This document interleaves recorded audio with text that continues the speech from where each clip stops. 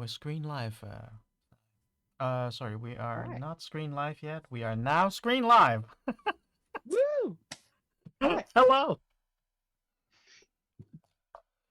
It's up to you. Right. Oh, I'm the one doing the intro today? Okay. No, Never mind. you're doing the intro today. Oh, okay. All right. Well, hello, everyone, to Nation of Dice. Today we're going to be doing something a little different. Our tiefling bard today was a little occupied, so today I'm Mara. I'd like you to look into the camera. Look at me. Look at me. I am the DM now.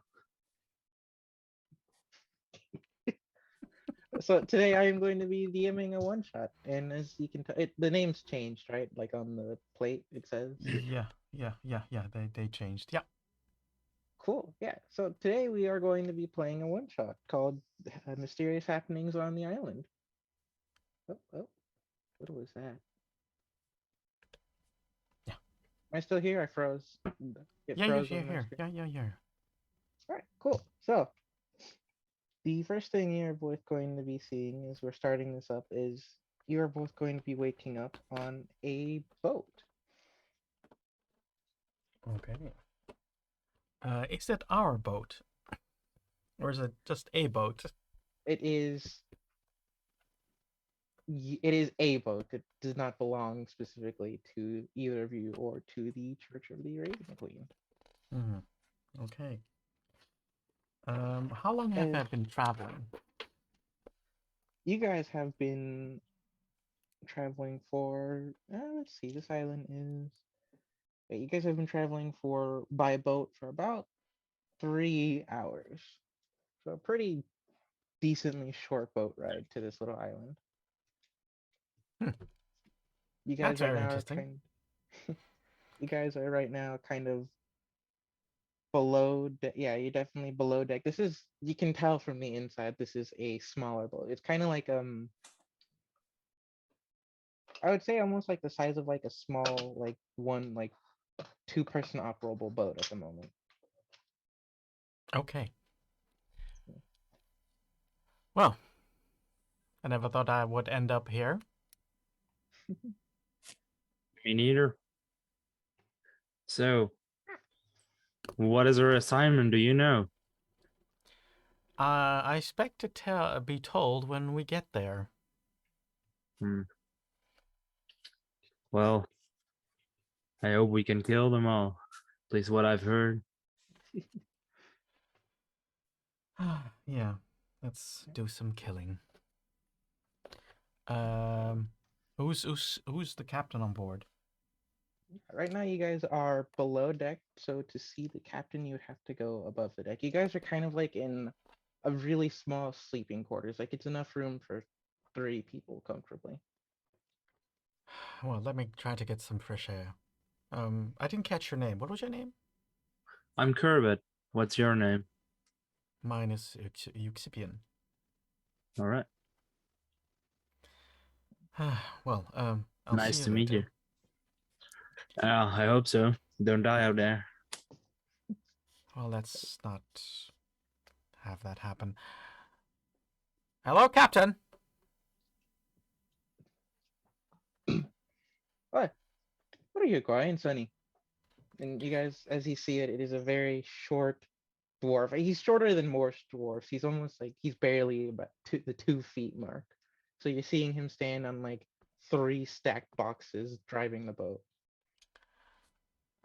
um, how long will we be on the water?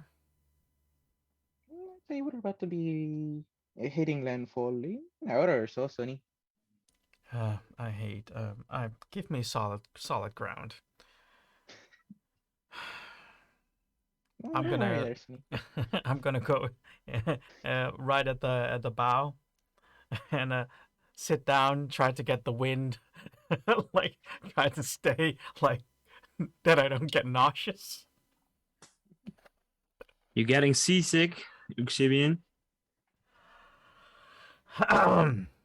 I am a dragonborn, and we are not made for water. Well, I'm a dwarf. I'm also not made for water, but I can just be fine on it. Just breathe. Yes, that's what I'm doing right now. um, one of the other person who works on the boat, a little crewman who appears to be an orc, is going Mhm. to approach you guys, and he is going to ask you if you are okay. And he's going to be looking at you, Mr. Dragonborn. Hello. You're not super tall for an orc. Or is it just me? Well, I am a little bit on the smaller side. That's why I'm not with the other orcs, but that's a long story for Is another your day. whole crew small? Because your captain's also like. Not very I'm tall. also I'm also a dwarf, but he's a tiny dwarf. This He's more like a gnome this or this something. this like 5.5 foot orc is just gonna like completely crane his neck down to you, Cass. She's just gonna like uh, I'm not sure you can speak much on height there. You don't scare me, boy. I'm not trying to scare you. I know I'm not tall, but you don't need to be tall to shoot an arrow between someone's eyes. Well, no, there's no need for that kind of hostility. And he's still like looking down at you because it's the only way he can reasonably actually speak to you. All right. There's no need to get hostile now. We're just trying to be paid by the church, you see. Yeah, paid. I want to get paid. Need that money for food and stuff. And he is going to hand you, he's going to hand you a piece of paper that are your orders from the church. Oh. Do either of you happen to speak Draconic? I imagine the Well, dragon I lord am a speaks. dragon, so I should be speaking Draconic, which I do. Okay, so the orders are going to be. Are you going to read the paper? He's handing to you what's like a scroll, like a rolled up scroll at the moment. Mm-hmm. Yeah, I grab it and what do I read? Well, upon opening it and you're reading it in Draconic, it says that they're sending you to a settlement slash kind of like money farm, like cash crop farm, just as a passive source of income because money everywhere needs money. And it is going to say that they send a kind of lesser known noble and his family there with a few regular soldiers just to establish something, and they haven't heard back from them in about 2 months. And it's very weird because they've even sent a previous ship of uh, three members of the church. They were all just regular soldiers who had enlisted in the church, Mm-hmm. and they hadn't heard back from them either, nor the boat that they had sent with them. You guys are approaching this island from the eastern side, going to the western side.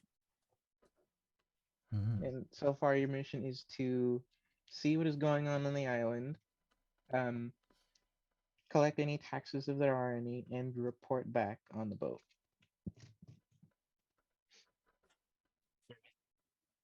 And taxes. Mm. Well. It's because this was kind of like a startup situation where they gave them a little bit of money to start here and like the permission to settle on this land, and in return they would get like passive taxes. Nothing crazy or anything. About I'd say like in 1/8 of their total cost after. And they haven't heard from this settlement slash crop island in like 2 months, and anything they've sent here has not reported back. That's really weird. It sounds like a missing persons case or missing Persons. persons case. Yeah. Well, And the orc is going to walk back, I guess walk below deck. He's gonna look like he can take care of some stuff. He has some rope over his shoulder. And you guys want to do anything for the remaining? I'll say that it took you like 30 minutes to read that because it was a longer note explaining like how this island was set up and everything and why these people are here. I do want to see, kind of look out and assess the island from while we're approaching the island. I want to search around the ship for stuff that's worth money. Okay, well, I will passively remind you that this boat, while not directly in service to the Raven Queen, is kind of one that they use for shorter range trips. Like you have an upstanding agreement with these people. Yes. So I will do it stealthily. Okay, roll, Mr. Dragonborn, roll me a perception check while you guys are nearing the kind of like beach. Percepciones. That is a 23. Oh my! All right, so upon being very close to this island, like you guys are maybe a little bit from being docked because this is a very small boat. You could jump in the water if you really wanted to and like make it the next like 5 or so feet onto the island. You're going to see what looks to be like an hour walk. You're going to see a ship that is very oddly not even crashed, it's just on the land. Like along the shoreline, you're going to Was see a beached. Yeah, crashed ship. And Yeah. it was then beached. hmm, but what's very odd about this beach ship is it's not even passively beached. It is completely on land. And you That's see a weird. very deep and big scar reaching all the way to past the shoreline and into the water. Like it's been dragged there. Mm. You could say it looks like it's been dragged. And let's see, you're going to see that on the northernmost point of the island, there's definitely a clearing because the rest of this island, as far as you can tell from where you are, is very heavily forested. Like you can tell that the land on this island is very fertile because of how much all the forest is. It's thick, thick forest. From where you arrived is the only point where it's clear, where it's like still beach and sand, and it's intermediate between. And there's like some short grass that pops up between where that and the tree line is. And in the tree line, you can see what is very clearly a dedicated path. Like it has, I don't want to say stones. I guess I'll say like, I guess you can tell like the dirt's been cleared and like being patted and starting like the process of a road being made. Yeah, right. That was clearly as a path. Okay, well, I'll get off the boat. We're And you, there. Mr. Dwarf Ranger, are you going to be trying to still stealthily steal stuff from the ship, or are you going to be joining your companion on the beach? Well, I first wanted to do that, but since we're so close, I think I'll decide to just go for a more adventure on land because there's probably more gold there. You have been specifically sent to collect at least some kind of revenue from this and figure out what's been going on. So that is kind of on the mark.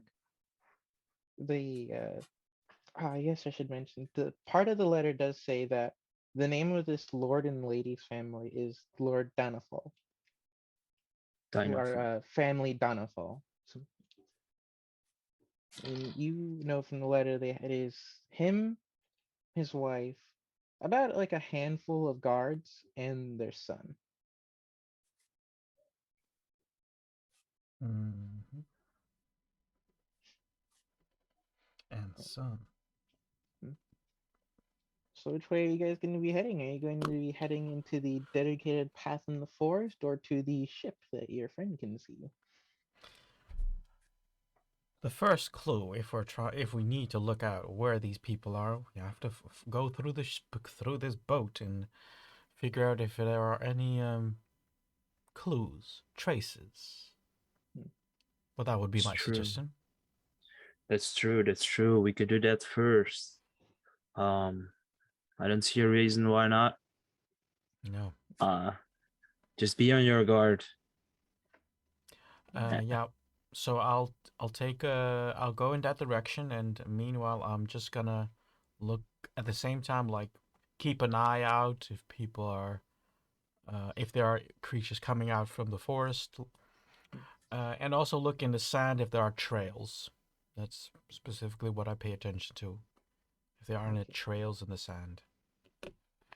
With your earlier perception, you can tell that this island is shockingly devoid of noise.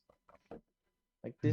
this what looks like a really forested area that should house at least like squirrels and birds and maybe some other smaller species is absolutely dead silent. Even the only sound that you can hear is the crashing of the waves onto like the beach and the shoreline.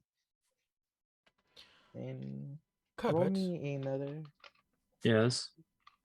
do you hear anything? No. Which is weird. Indeed. I've been to a lot of forests. I like the forest, but a quiet forest? Never. And Hmm. roll Or me. there is some dangerous thing around. That's That's generally the, what creatures do. Yeah, they keep quiet. you know. Roll me another perception check because you're specifically looking at the beach and seeing if there are any trails or anything. And you too, Mr. Yes. Ranger. Survival or perception? Uh, if you, I would say you can do survival, but if you do survival, it will specifically be for tracks and not looking for anything in I'll I'll particular. I'll just see. It doesn't matter. It's both the same. So I'll Yeah, do I'll perception. just a regular perception, and that is a 12. Um, I have a 19 on perception. Okay. Are you guys passively walking while looking around? Or are you still Yeah, like from your I'm. arrival point on the beach? Yeah, Okay. walking to the ship. I think. Okay. You guys are about, it's taken you about, this is a very long, kind of oddly shaped island. It's taken you about half an hour, and you guys can tell you're about halfway to the boat. And as you're approaching, you do see there is, let's see, I can from, yeah, from that angle, from where you guys are with your perceptions, you guys can tell that you can see that the tree line kind of wraps around the entire island. And so the way that the island sits is that it's a little bit of beach, like from what you can tell so far around the island, about, I'll say like 10-20 feet inwards into the island, and then it switches to short grasses and small flowers. And then you can tell it switches to the very heavily forested tree line. So you can tell that most of this kind of small forest is centered in the center of the island. All right. You can almost kind of see like poke, like if you were to look very sternly for a second and focus, you can tell that the tree line breaks, that it doesn't cross through the entire island. All right. And you guys are gonna keep walking to the boat. Yeah, we want to Yeah. get on that boat. All right. Want to get to the boat to see what's happened to it. And upon reaching the boat, what are your passive perceptions? 14. 14. All right. 15. Okay. You guys definitely notice that there are some. There appears to be two sets of footprints, Hmm. but you can't exactly make out how they are from and to the boat. You can't quite make out how many people would be walking in either direction because you can tell these are clearly two separate paths back to and from the boat. But Can you I can't. do a survival roll to look to track? Yes, you can. You can. Are you trying to tell how many people from both sets of footprints? Are you trying to tell size or? Mostly looking what kind of people, if it even are people, and how many there are. So you're more trying to identify these tracks, huh? Yeah, to identify which creature or humanoid would do this and how many there are. All right, roll that survival check. A 19 again. Ooh, that's good. Okay. And you, Amaru, are you going to be doing this? Yeah, Euxibian is going to just climb on the boat. Okay. So you guys are doing that at the simultaneously, I'll say. Okay. And So he'll just look around. as Kibbit looks at the trails, he can definitely tell there are 3 sets of roughly like normal humanoid sized foots, and walking back is 1 humanoid set and 1 set that you can't quite tell what it is. You can tell it is much larger than a humanoid's though. It is very roughly shaped and misshapen. And you are on the boat now, right? Like you've climbed up onto the boat. Are you climbing onto? I would say this boat is also relatively small across like the entire length of it. Mm-hmm. Maybe about 30 feet from what you can tell. It's a very like smaller sized boat. It's not the biggest boat, but it'll do the job. And I'll say, yeah, you climb right up on it. It is not a very tall and long boat.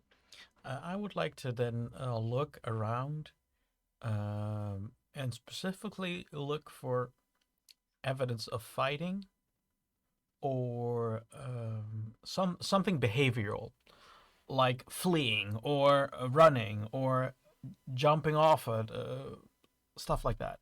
So where you can see, okay, this happened because of a behavior. Okay. Do you want to roll? I'll let you roll either survival or perception on that one. I'll roll perception. Oh. I rolled a 2 and that eventually becomes a 6. Oh, okay. So you rolled that perception, right? Yeah. Like just a general intake of your environment. Let's say I will let you try again with survival, but you will have to specify the kind of behavior and like passive behavior, like if you can tell the people walking on this boat, or if you can tell Yeah, then people I would left. specifically look for struggles. If there were Okay, struggles on board. okay. Roll that survival check. That was cocked. The cocked one was better. But that's a 3. Oh, as far as you can tell, no, you can tell that this boat is kind of oddly and a tad bit more damage than you would think than normal for this boat being as left as it has, as long as it Mhm. has been, because you know for a fact it's been about a month since this boat was sent before y'all. So you think it is a tad bit more like worn than you would think it would be. Casa, are you gonna Mhm. Let me be joining your see. friend on the boat? Yeah.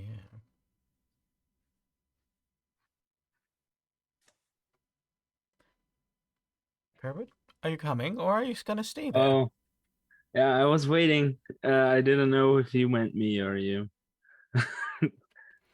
But I am.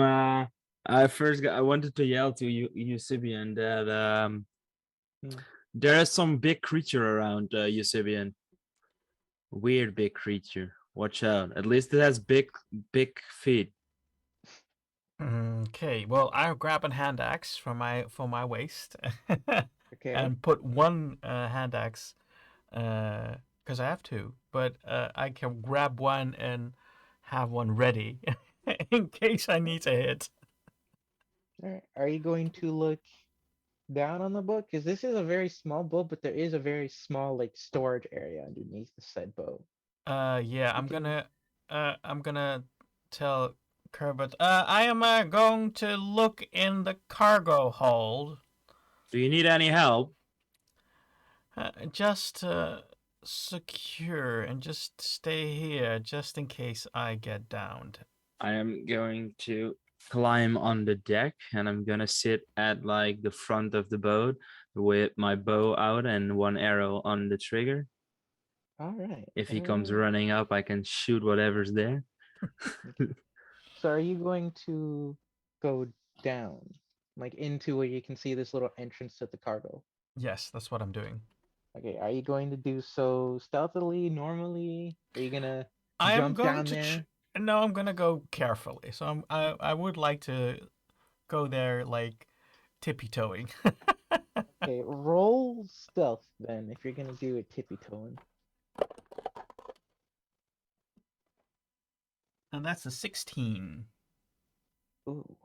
Alright, you do this pretty stealthily. You can tell this boat in a state of pretty worn downness from having no maintenance on it. You're going to go down and you don't make any noise until you touch the bottom one, which is just a tad bit squeakier than the others are, but you make no other noise. And upon entering this cargo hold, you will see. Let me check here. Yes, okay. You are going to be seeing three. Well, actually, roll me a perception.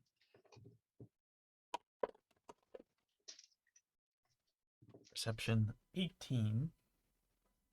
Ooh, all right then. You are going to see three bodies all dressed in Raven Queen soldier. They kind of like a uniform kind of a deal. They have the symbol of the Raven Queen on the back of it. It looks like, let's see what I wrote here.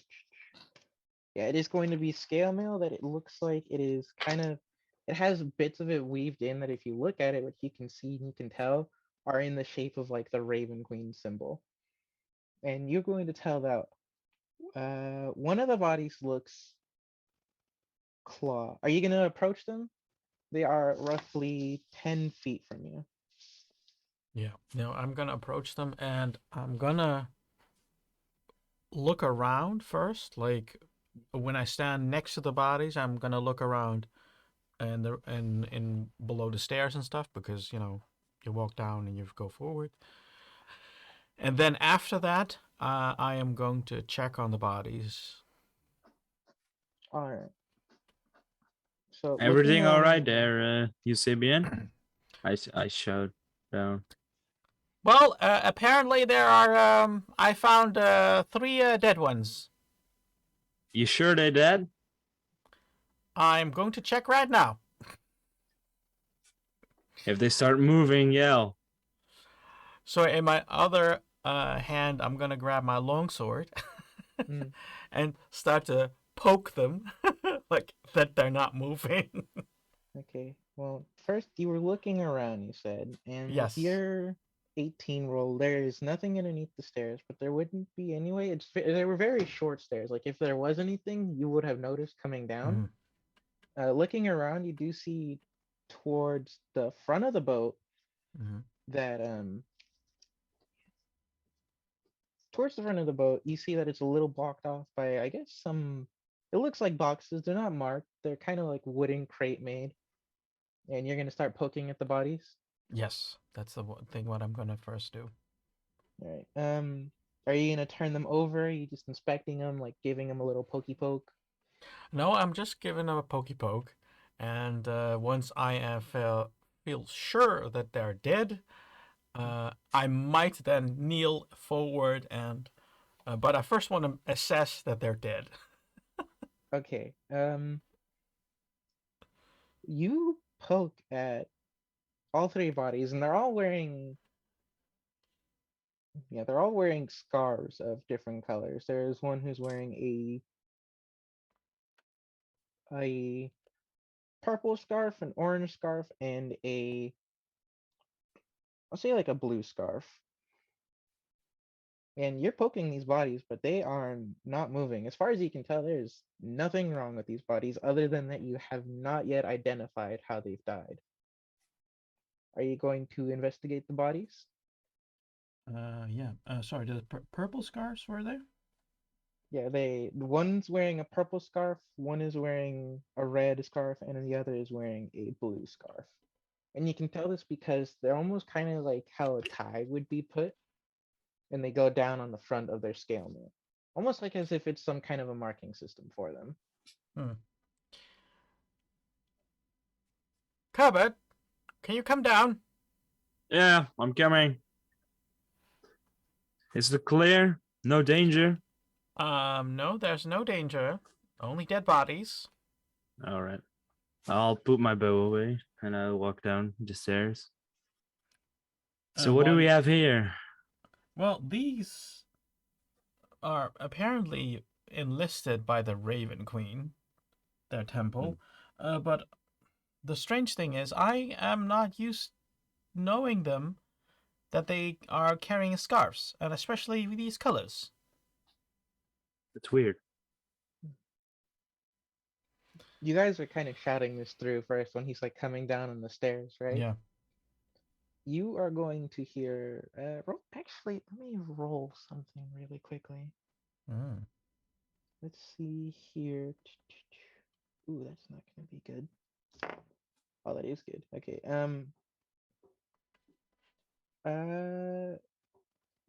Both of you roll me.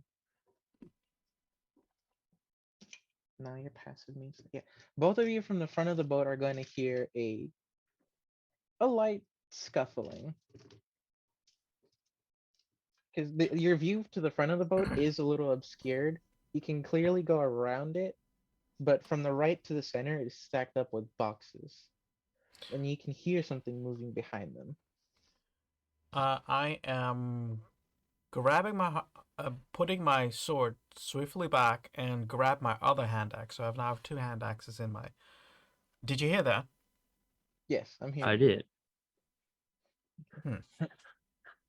I'm grabbing my bow again and my arrow. Are you guys going to be approaching this?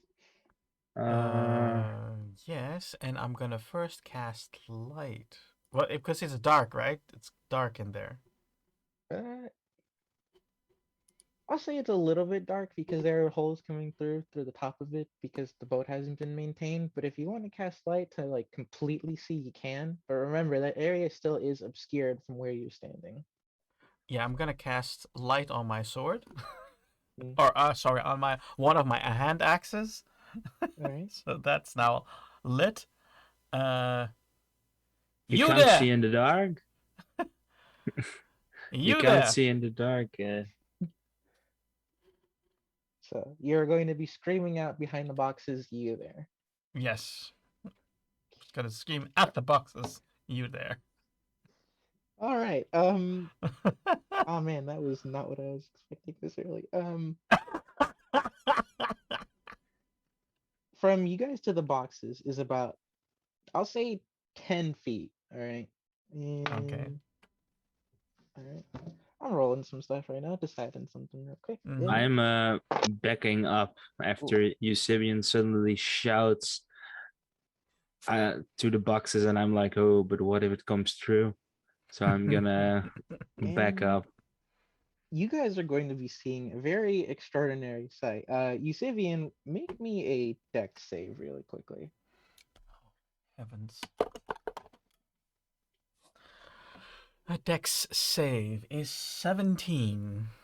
Oh, that does in fact. So, what happens next is that through the boxes, if you want to be able to interpret what is happening here before it comes at you, I would like Tivit to roll me I'll say perceptions to see if you can if the information can input to you as fast as all of this is happening.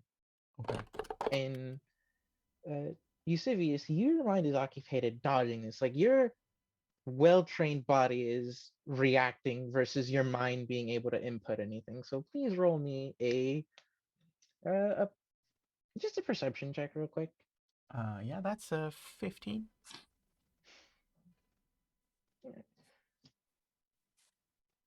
So you dodge and you can clearly see what's coming through. You can tell this is a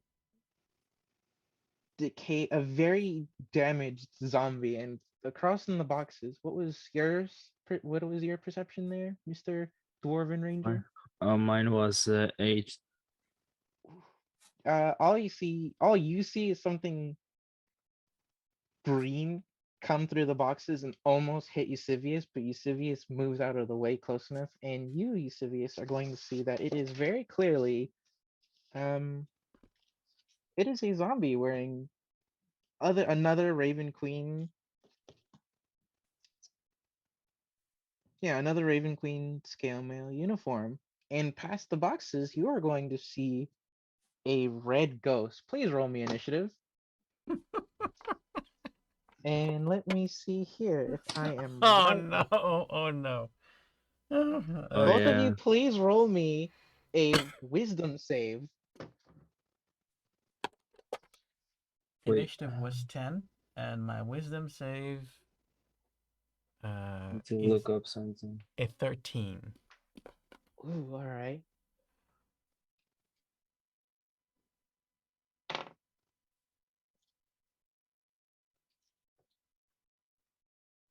And as for you, our Dwarven Ranger, your save Yeah. and initiative. I was looking if I had any advantages or something to exploit. Because it's a new character, so yeah. Yeah. My wisdom is a 17, and my initiative was a dirty 20. Oh, all right. I'm gonna go. All right then. So making that save, both of you instantly feel this very strong spine tingling sensation because you can see that this is a very clearly angry and upset ghost. And this ghost actually looks like, because you rolled a high enough perception there, this ghost looks like exactly like one of the Raven Queen soldier bodies that you were investigating. And he's going to be the one with the purple scarf. Yeah. All right. And you are up first, Mr. Dwarven Ranger. What would you like to do? Did I see the ghost, or do I only see the?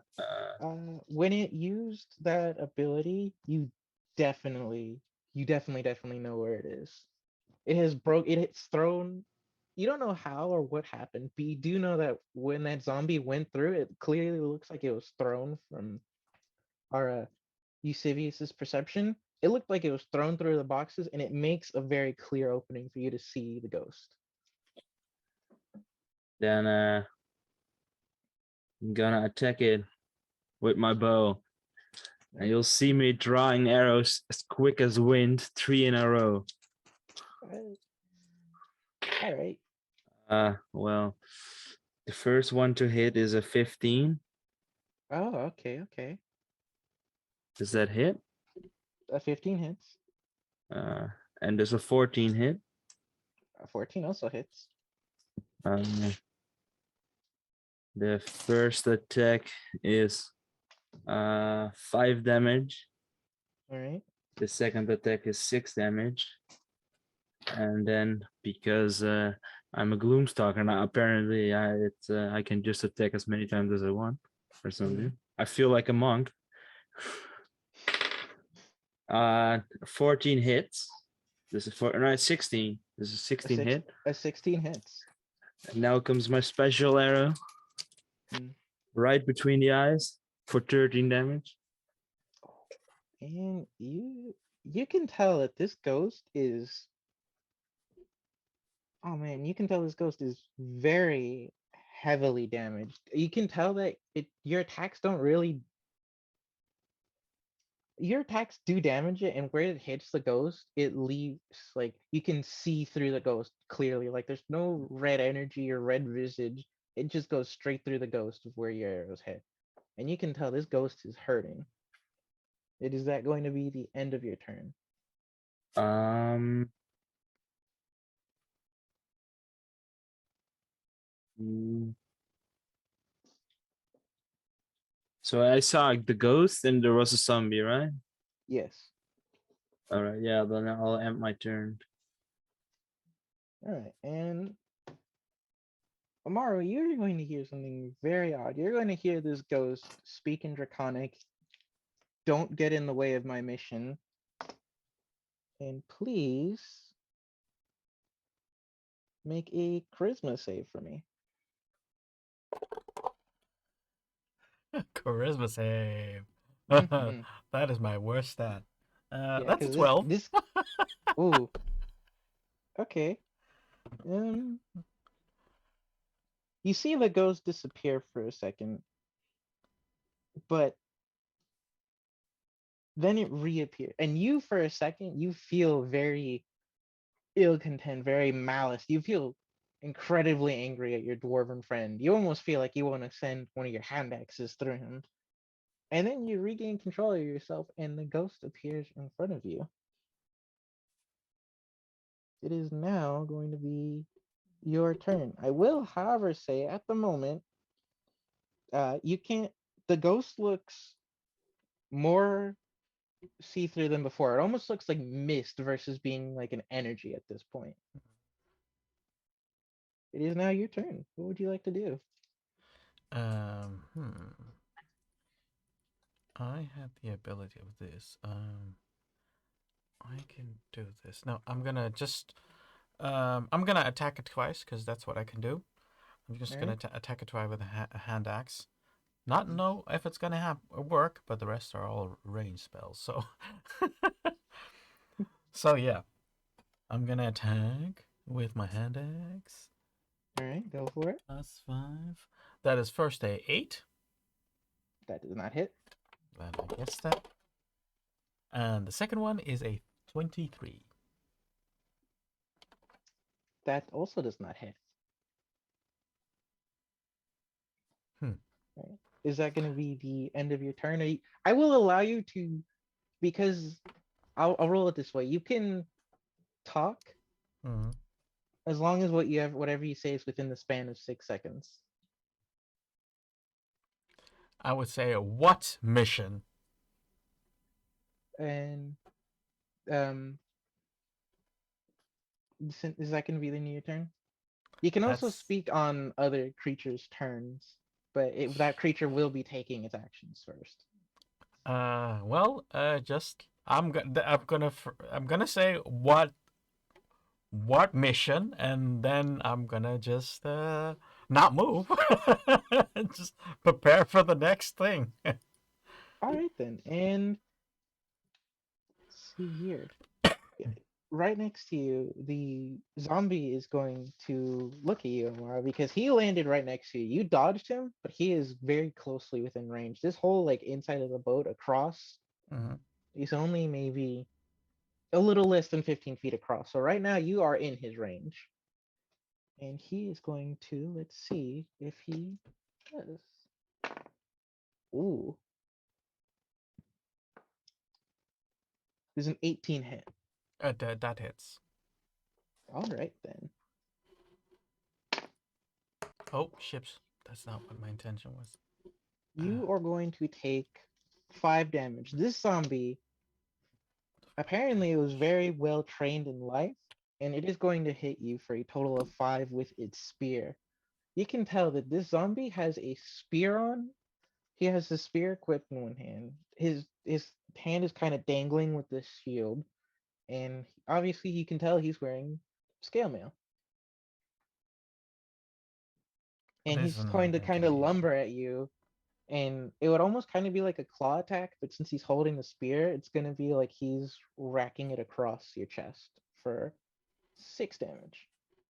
6 damage. So that's on top of the And 5.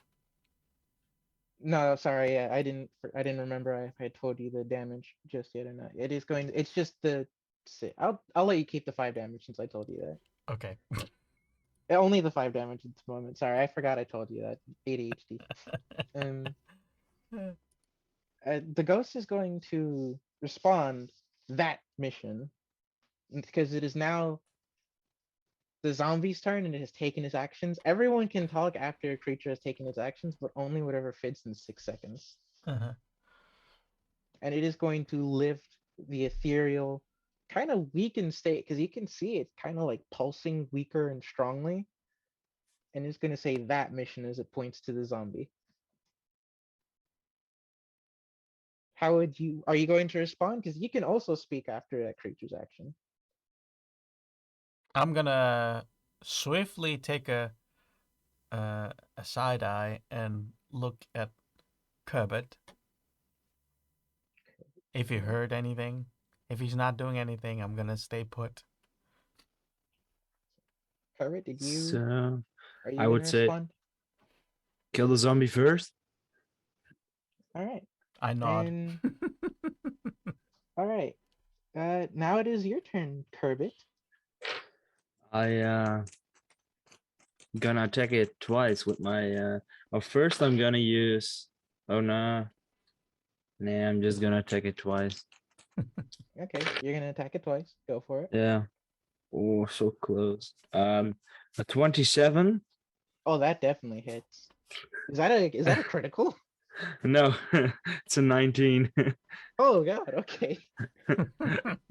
And 14. The 14 hits. Both of those hit. Roll your Nice. damages, please.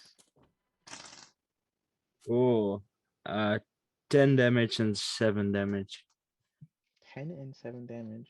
All right, you are going to see this zombie. How are you going to? How do you want to do this? I want to have my bow and just grab is except normally I would grab one arrow. Now I grab 2 arrows.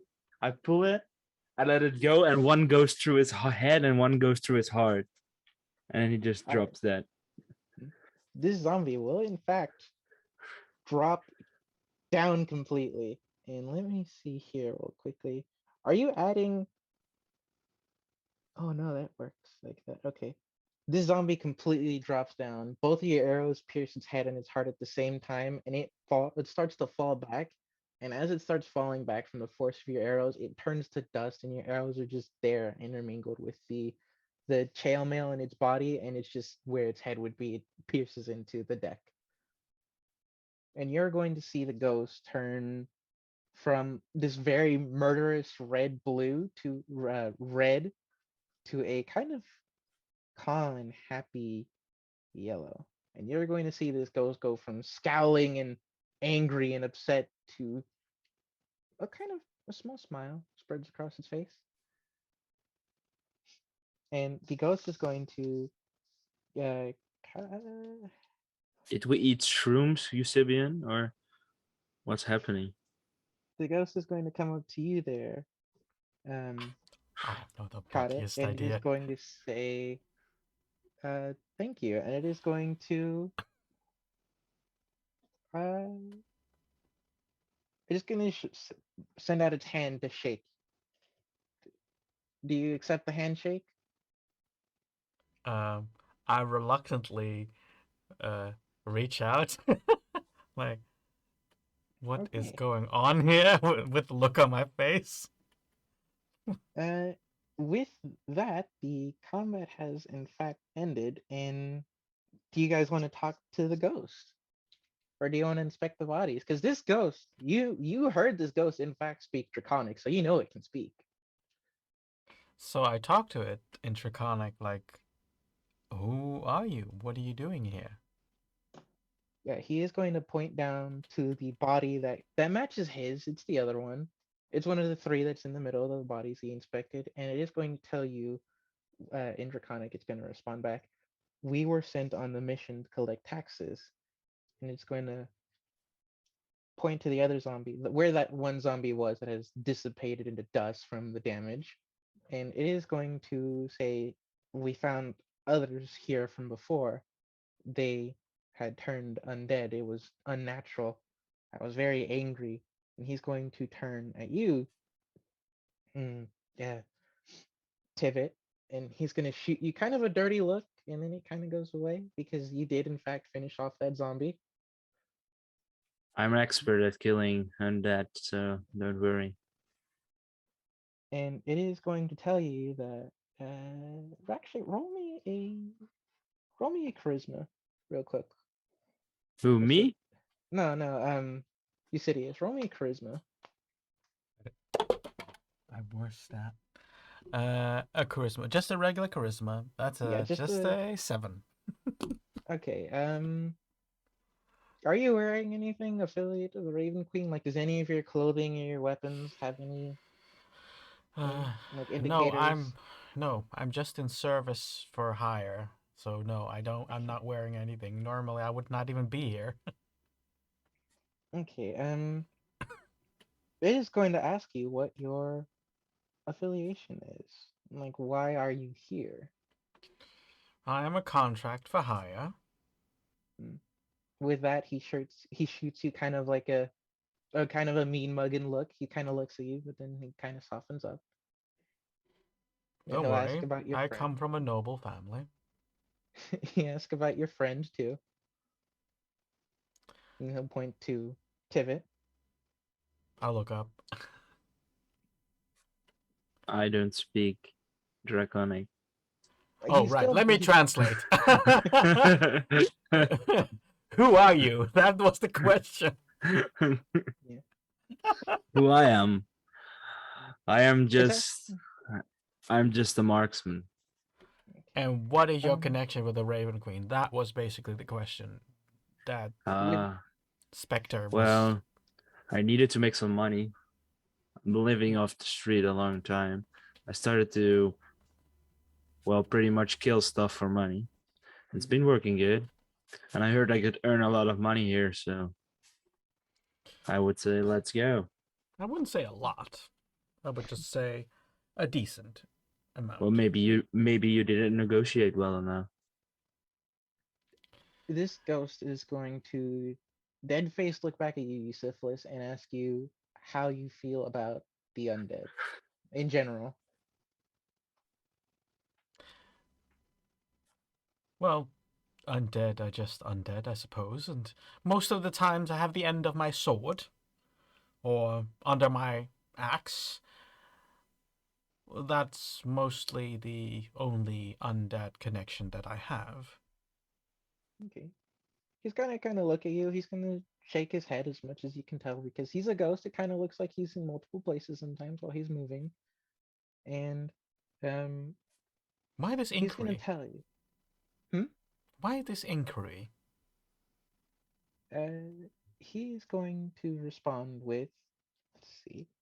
Um, I wanted to know if you would finish the mission. And he is going to point at some of the boxes that have spilled over, and now you can both see there is some sugarcane and some gold from the boxes that were toppled over.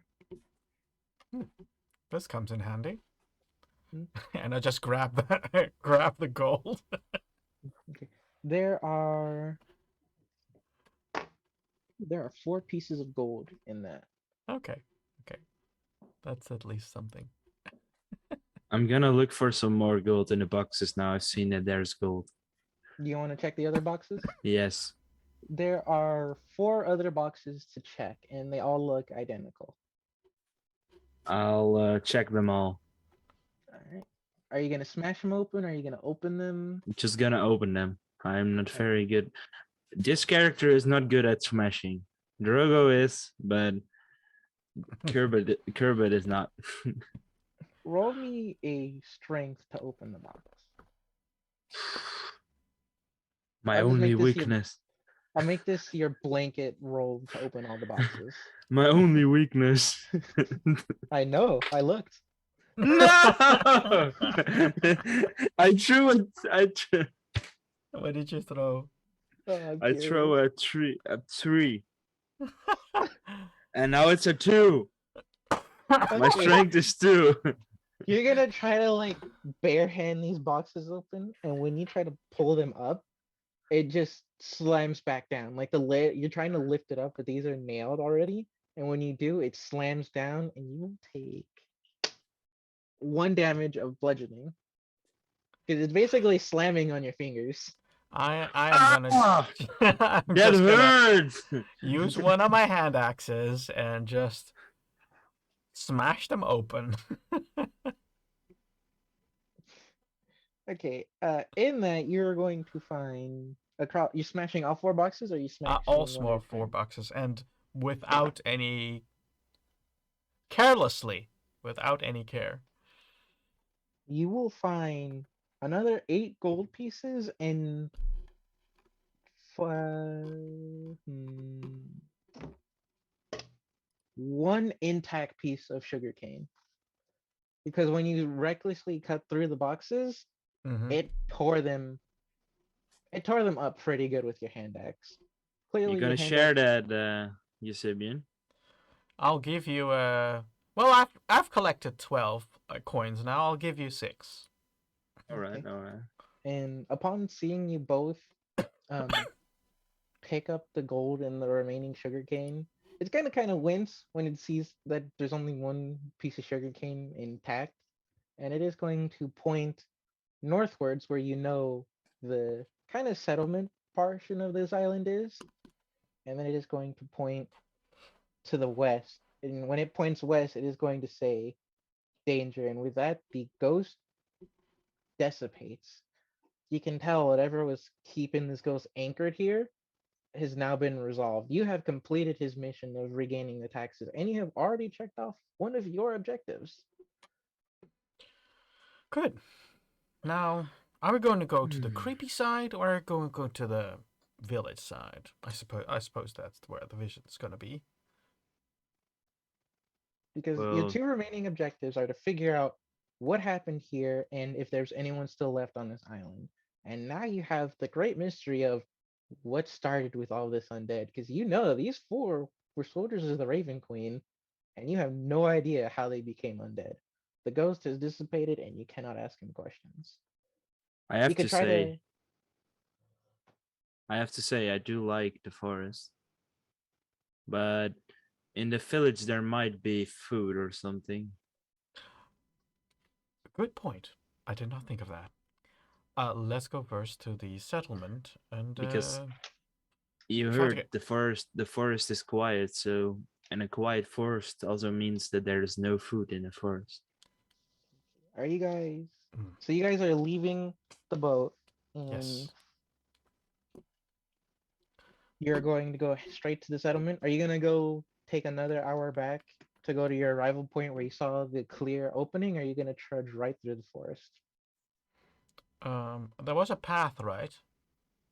Yes, there was a path on your arrival point, and that was about an hour of walking away from where you are. Oh, but going Otherwise, to the so going to the village also means we're going to the through the forest.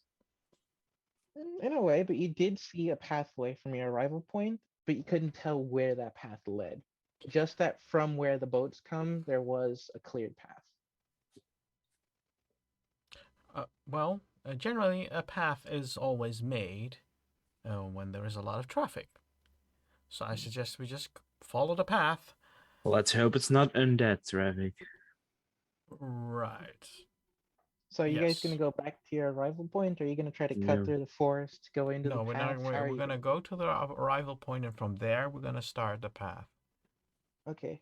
Well, if I knew where we needed to go, I could guide us through the forest, but I know how to get around in a forest, but without knowing where to go, it's really hard. So I think, yeah, we should take the path. Okay. It takes you guys about an hour back from the from the ship to your arrival point. You guys see the dwarf captain, his orc worker on the boat. They're kind of just waving at you. They're asking how things are going. You guys have been gone for about 2 hours now. It is very early in the morning, so there's still plenty of daylight. It went all right, I suppose. Right? If I was you, I would stay on the ship. Yes, I would second that. And the dwarf is going to, because he's very short. You can barely see him over the railing of the ship. Well, all right, you don't dump me twice. I'm going back down below deck. Scream out whenever you need to go back. And he's going to walk down to the deck and to presumably down to that area where you guys had been before when you had woken up. I suggest you go like 15 feet from the beach. Oh, they are in fact like not yet. I guess I'll say anchored. Right now they Okay, are still great. somewhat in the water, like how you guys jumped down early. You guys jumped into water. Hmm. So they're not on the beach. Like it would be you can tell you would have to climb, and you guys don't know if zombies can or can't do that just yet. Good, good, good. At least that they're not beached. Well, I think it's time for us to head our way. Really. Yeah. We should find that village. There might be So you guys survivors or people that need rescue. so you Of guys are course, going maybe we can to have some reward. so you guys are going to go down the path. Are you looking in the path? Are you going I'm gonna, of course, look for foot foot foot, traffic. foot traffic? Okay. Yeah.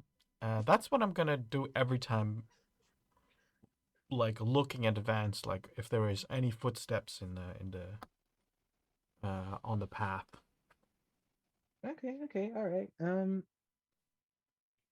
Upon doing that the first time, just making it to like the arrival point, roll me a survival since you're specifically looking for footprints.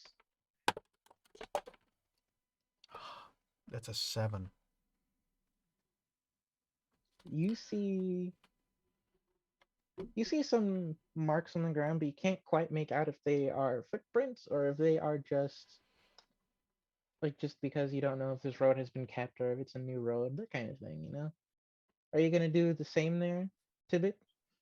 I am gonna because we're now in a forest, so that means and I'm going to specifically look for tracks of undead, which Okay. means I have an advantage. And because I'm in a forest, I will know the group and size or something of the creatures. Let's see if we can find a horde of walking dead. I threw 20 Oh, that's survival. a natural Dirty, 20 or dirty, okay. dirty Oh, 20. a dirty 20. Okay, let me look at some notes here. Ooh. Okay, you're going to tell that there are 2, 3, 4, 5. You can tell this was a group of 5 with one set of footprints matching the footprints you found near the boat, very big. And you guys are still at the entrance, or you walked in a little bit? I would say a little bit in, Mm-hmm. but Okay, so I'll not say that like far. about 20 minutes in, you guys see footprints kind of disperse. You'll see like the 5 group of footprints with the one set being larger, and you're going to see that they head into the actual like forested area, like heavily forested. You can tell there's some branches and stuff broken with whatever this is. Clearly, they were not walking together, and they were running away from whatever had these bigger footprints. Hmm. I am looking at these tracks, you see, and it looks like someone's chasing, or they chasing the undead, or when they were still living. It looks In other like words, maybe, chaos. yeah, but maybe it could be also be the cause of all of this. Right. Are you guys going to follow it through the forest, or are you going to continue down the path? Because now, walking down, you have seen that there is a fork in the path. There is a path directly forward and a path straight to the right. Hmm. How high are the trees? These trees are, I'll say, about 20 feet high. These are some very large trees for a pretty small sized island. I would like to climb on one of the trees. Okay, please do. I'll say survival. Please roll me survival. A natural 20, so that's 21. Oh boy, okay. You scale this tree with very little effort. and you do it so incredibly well. You're almost like when a gecko does. You don't even really have to set your hands in. You're just like almost. It almost looks like you're shimmying, but you're using your tail to hold you back, like as a safety rope. And are you gonna go to the top of the tree? Or are you gonna Yes, go I'm like gonna go to the top of the tree and hope okay? that I can look over the canopy if it's possible. You can in fact roll me perception. That is 15. Okay, you can tell in either direction about a 2 hour walk. There are two there are two clearings, but you can't exactly make out what are at the clearings. You can see at the clearing at the north, it is a lot larger of a clearing, and the clearing to the west is a decent bit smaller, but you can notice that when you're looking down at it from your angle, you can kind of notice there's a little bit of green, but it's slightly shorter than the trees around it. Ah, I think that is where the farm is. We could go there. Hmm.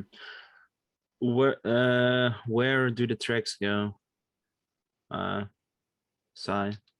Let's see. The tracks that you looked through, they go through the forest, but they do head north from what you can tell. So that's the same, or No, it's not. oh, sorry, I'm confused. Because I was So pointing to where there was the smaller clearing. the Ah, smaller clearing is to the west, and the clearing to the north is the larger one, and that is in fact where the trails that you can find lead. the trails go to the north, but we can also first go to the west. What do you think? Hmm. We are here Um, to clear them, right. or clear it, or at least to resolve what's going But you on. said there was panic in these footprints, right? Yes, he can clearly tell that the smaller footprints are running. They're deeper dug in. He can tell very clearly that they were made fast and that they were in fact running so hard that because of how the soil is, it kicked up that soil, and you can tell that the larger footprints they sink in a little bit into the ground, a little bit past where the regular ones do. Maybe they need help. This My instinct is remember, to go to the smaller place, but yes, them needing help is a good point. mm, Oh, we can also flip a coin. Yes, I have 6 gold ones, so let's flip a coin. okay, Let's flip a how do you coin. guys want to designate what heading for what? Okay, we'll take it just a D4 or D6, no matter. Well, even it's gonna be heads, and uneven it's gonna be tails. Okay, what? North is heads. Do I roll? Well, who of you is flipping the coin? Because it's just the one coin, so only one person needs to flip it. You're on the ground. All right. What was heads? Was Heads was north. it's a 1. So So you're going to that's the small place. yeah. All right. And this is shaping up cool. So you guys are in fact going to be heading west. Yes. Okay. Are you going to climb down the tree, or are you going to jump down? I'm gonna climb down. I don't want to hurt Okay. myself in the first Okay. in the Roll. first three Roll. an- hours. roll another. Roll me another dex. Why do I roll high numbers when when Out that's of combat. out of combat? Don't I worry, I rolled feel you. another natural 20. Oh, okay. So, channeling that inner gecko that I was talking about earlier, you're going to face downwards on the tree, and you're gonna like completely slither down in like a matter of seconds down this very tall tree. This is about a 20-foot tall tree, and it takes you less than 10, like 5 seconds to clear down. You're absolutely trudging through, like you're powering through this. You have that sense of adventure in your body.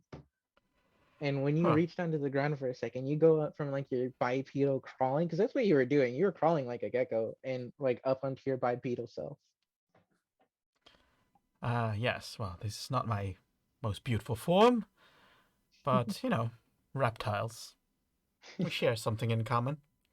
So you guys are gonna be going I to can the see. west. Yes, we're going west. Okay. This will take you about. Oh man, Drago has Cass has a thing. This will take you about an hour of walking because I forgot that you rangers have that thing of where you just cut down travel time. Yeah, And you do this. just the You do normal this. traveling. You do this stealthily too because you're a Gloomstalker. No, Do you no, have no, any no. way? I can move stealthily, but uh, But Tibbles Eusebian cannot. none. I can You only said move stealthily alone, so together we cannot move stealthily. Not at a normal pace, but we okay. could move stealthily and then go back to 2 hours or double our travel time. But actually having it having it through the half because I'm a ranger. So, what do So we want? yeah, how are you gonna go to the west? And you can clearly tell this is where the footprints were coming from. I Coming suggest. from? Yeah, Through. the footprints that you had found, they were coming from the west and they headed up north to the Right. Well, so how I feel just to walk. It's gonna be probably a very complicated mission. I can guide you a bit through the forest. That would be Would be nice. easier. Alright, so We you could guys also. are Do you want to be stealthy about it, or Um, I got boots on anyway, so you can't hear me let me walking. think. Let me You think. haven't noticed already. okay, so Yes, you guys well, are and you guys are just normal walking. Okay, yes, we're so just normal walking. Yeah. while you are walking for this hour, do you want to make any perception rolls? Do you want to check out the sounds of nature? What do you want to do? Do you want to see if you can I want to do a nature check to see if I can notice uh, what is so different about this forest. Oh, I think Sai crashed. That's possible. Let's see. Did he crash? Yeah, he did. Well, you seem to feel very comfortable in the forest. You True, were true. trained in the forest?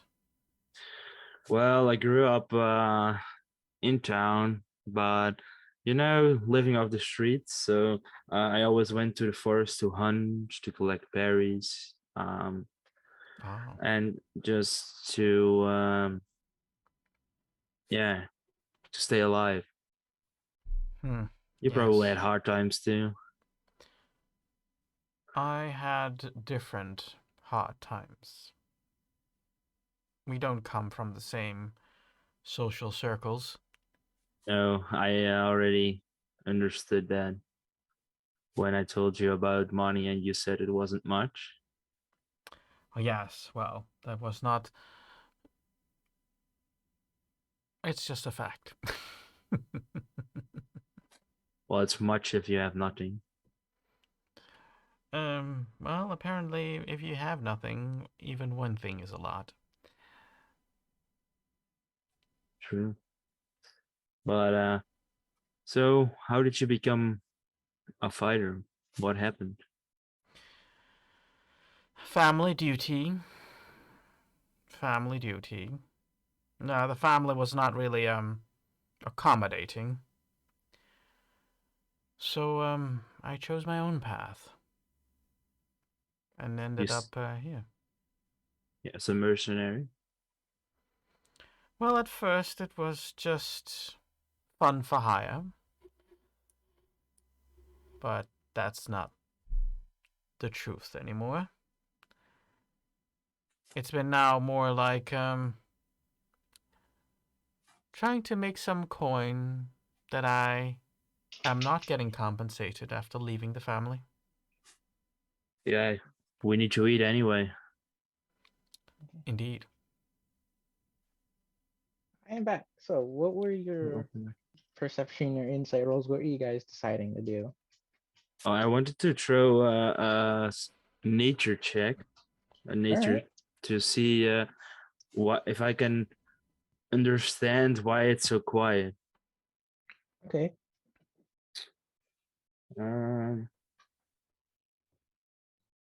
Oh, this is nice. And what does it roll? What does A it say? 14.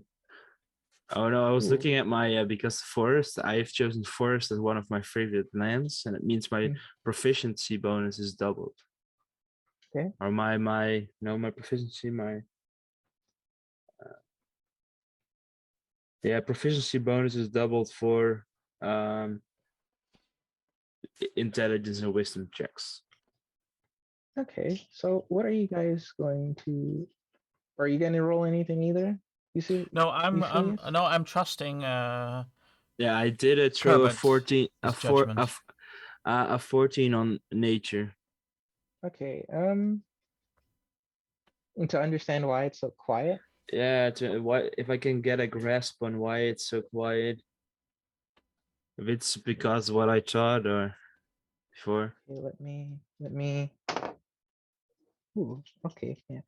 You can understand that when something like this happens because you spent so much time in forest, even if they're like isolated and cut off in such a manner, you understand that the only creatures that live here are very small creatures that would be easily able to leave this island. So things like birds and crabs and maybe the occasional like one or two rats.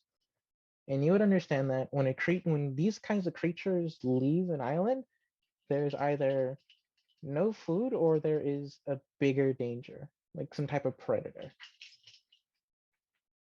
I tell this to Eusebian while we're walking. I'll explain it to him. But with your roll, you can't quite discern if it's from some kind of a danger or predator that the animals can sense, or if it's because there is no food. Because you haven't Yeah. seen anything that's edible. All you see are like oak trees and tall grass. That's about it. I'll just explain it as one of the two, and I don't know which one it is in this particular case. Oh well, let's just get to that clearing. Yeah. Maybe that's part of the farm. Maybe we'll find something. At least we'll find sugarcane, I suppose. Well, sugar is good for your energy, I guess. And so you guys you guys have made it to the smaller clearing, and you can see that this is a sugarcane farm. You see 8 rows of sugarcane standing about 10 feet tall, so really, really tall, like very unkept, I'll say. And you will see there is a lot of walk room in between. There is about 20 feet of walk room in between, and please roll me perception checks, both of you. Does this still count as a Oh. forest? Yes, it still counts as a forested area. It's just it's cleared, is what it is. It's cleared and been made farmland. I've been definitely been distracted because I rolled a 4 and a regular perception makes it 8.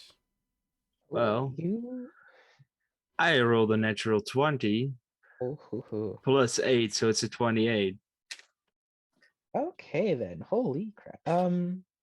You can tell a little bit past the sugarcane there appears to be a small building that has burned. You can tell there are burn marks. Like this place is left pretty much as cinders. Like it's still a structure that's standing. It is very unsafe, you can tell.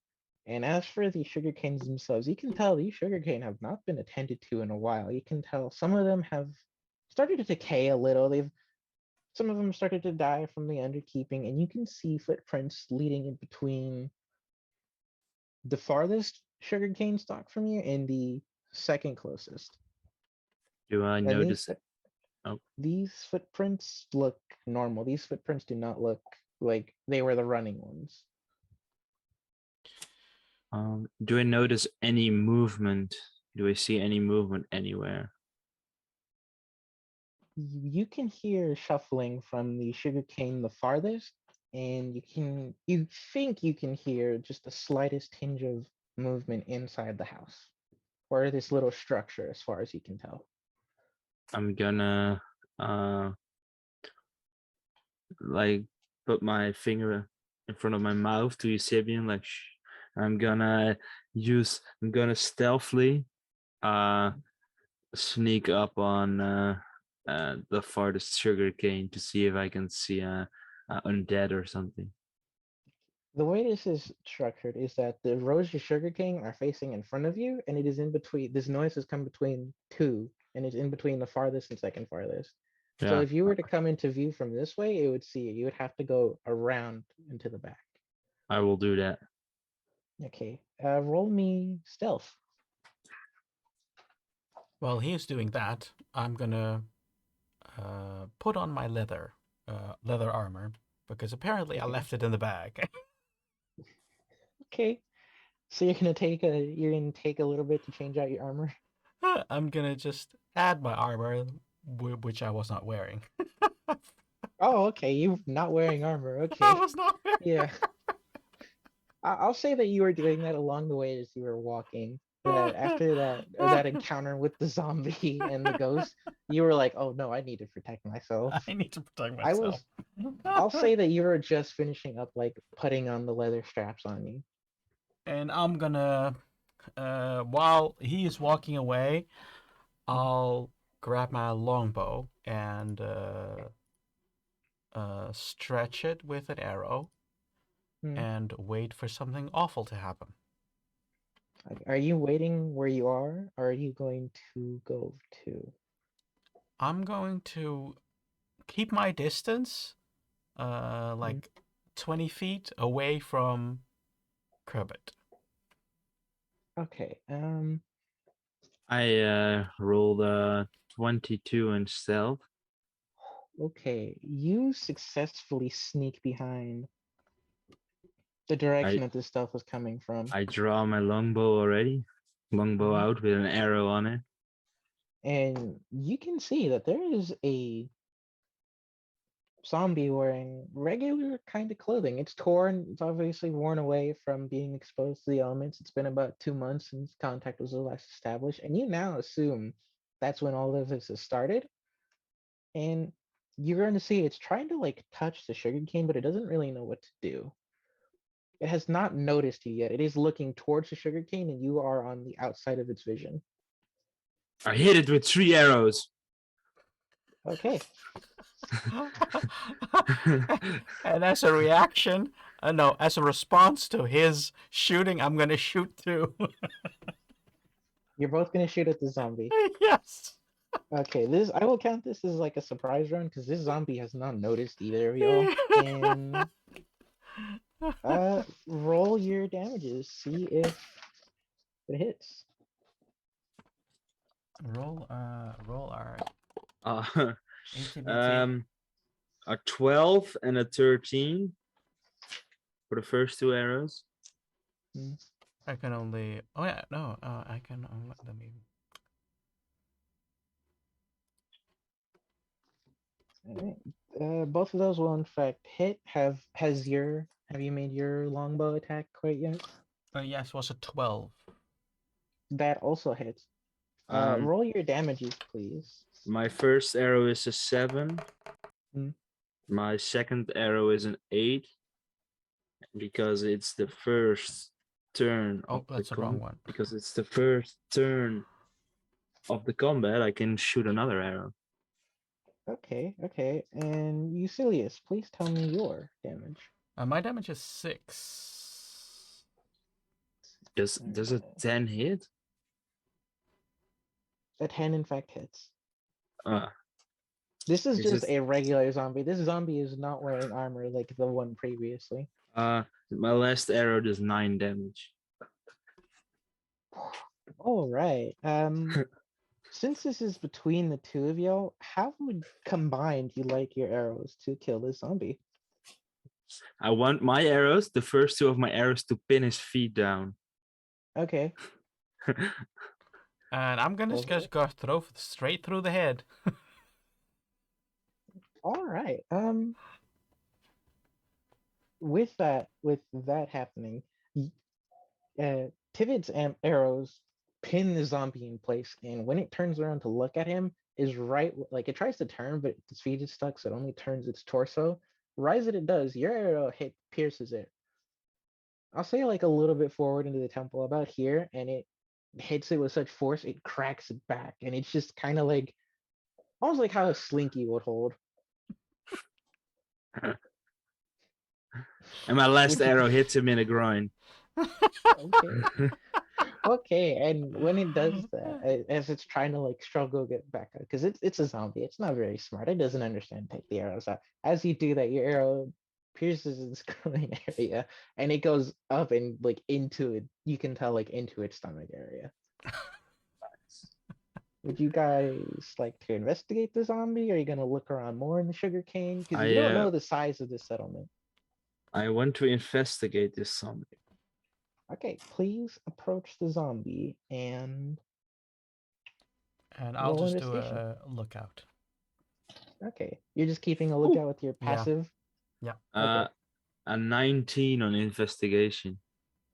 Okay, you can tell that this zombie is very weird. It doesn't have any points that look like it would turn it into a zombie. It doesn't, you can tell there wasn't magic involved in this process. This zombie just looks like it's just been here. Like it's just been standing there trying to touch at the sugar cane. There are no clear signs of it having any bite marks or scratch marks or any like kind of wounds, I'll say, anywhere on its body that you can tell, other than the ones that you guys have left. You can just tell that for some weird reason, there's just this zombie.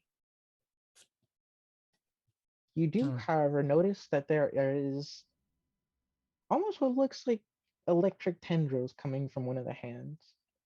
Like the when someone gets struck by lightning, how that leaves a pattern on their skin, you can tell that on the right hand. This is very weird.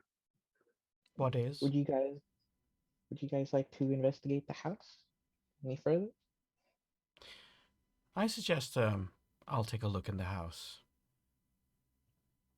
Are you going to be kicking down this door, or are you going to look in through a window? I'm gonna just open up the door, just like a normal Not person. stealthily? Not stealthily. Okay. I do keep because I put my bow away. I do, because of the small space, I'm gonna grab the hand axe and have my left hand on the door and my right hand with the hand axe. Opening this door, roll me just straight dex. Straight dex. Okay. A straight dex is an 18. No modifier. Okay. All right, you open this door, and to your surprise, it still stays on the hinges. On these very frail hinges, you move this door and it does not make any noise. And you see in the corner, you see a roll me perception, since you're now looking inside. It is pretty dark in here. It's been charred. It's a little difficult to discern things. It's dark. Well, I do cast light then on the hand axe. Okay. And just to make it a little bit easier. But my perception is 23. Ooh, okay. You see in the corner, like in the very corner most of the wall where there is a lot of charring, you can tell this is clearly where most of the charring has come from. And one of the beams that was supporting this is pinning something down, and you see it and actually moving. You can tell from the looks of this, it is in a state of decay, so you can in fact tell that it's a zombie, and it is wearing nobleman's clothes. These clothes are very fancy, very nice. And it is trying to crawl out, but the strength of the beam has just kept it in place, and you can tell it has been also charred by whatever's charred this area. Cabot! Yeah. What's going on? I think all these people were turned into zombies. And I point inside where this noble clothes person, a zombie, is. Like, you see that? Yeah. So you're yelling this to him? Yeah, I'm yelling this to him. Okay. Finish your conversation, please. Ooh, okay. I think that is most definitely the nobleman that was sent here. Oh. But yeah, that they were turning and that I already figured that one out. But How far are you away from him, Turbot? I am standing like 10 feet behind him or something. Let's see here. Ooh. I'm rolling some stuff real quick. Don't mind me.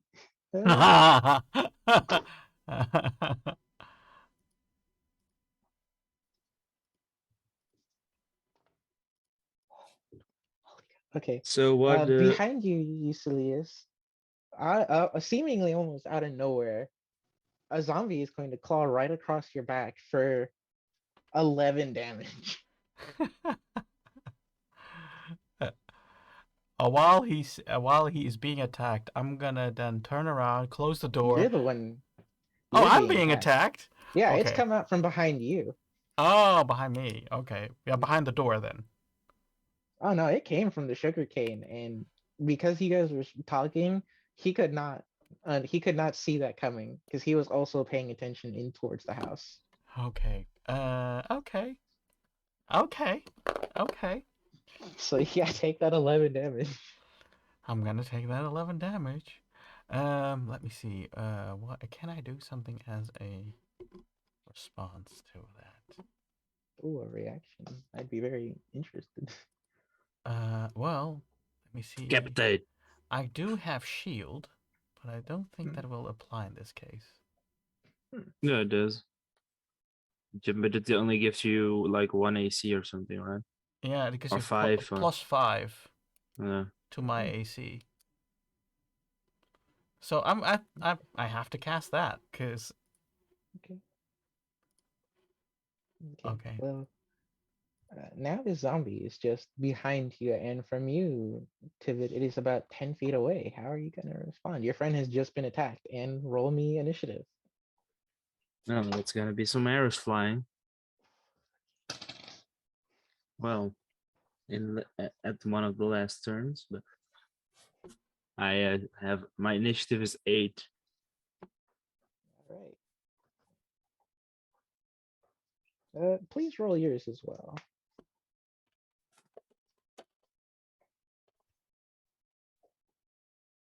Minus 21. Oh, okay. You are pumped up right now. You go first. How would you like to respond to the zombie that has just raked its claws across your back? Well, I'm going to do a very.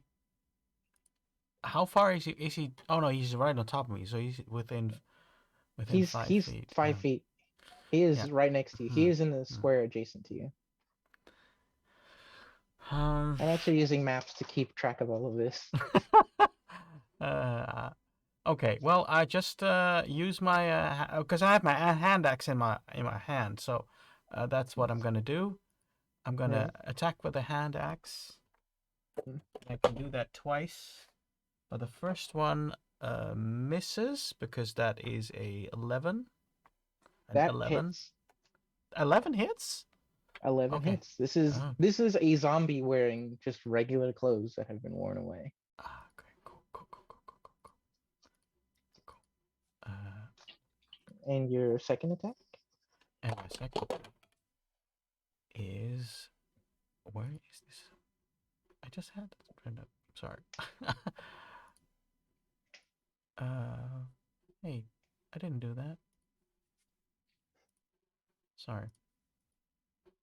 It keeps flipping on me. That is a 16. An 11 to 16, those both hit. Okay, great.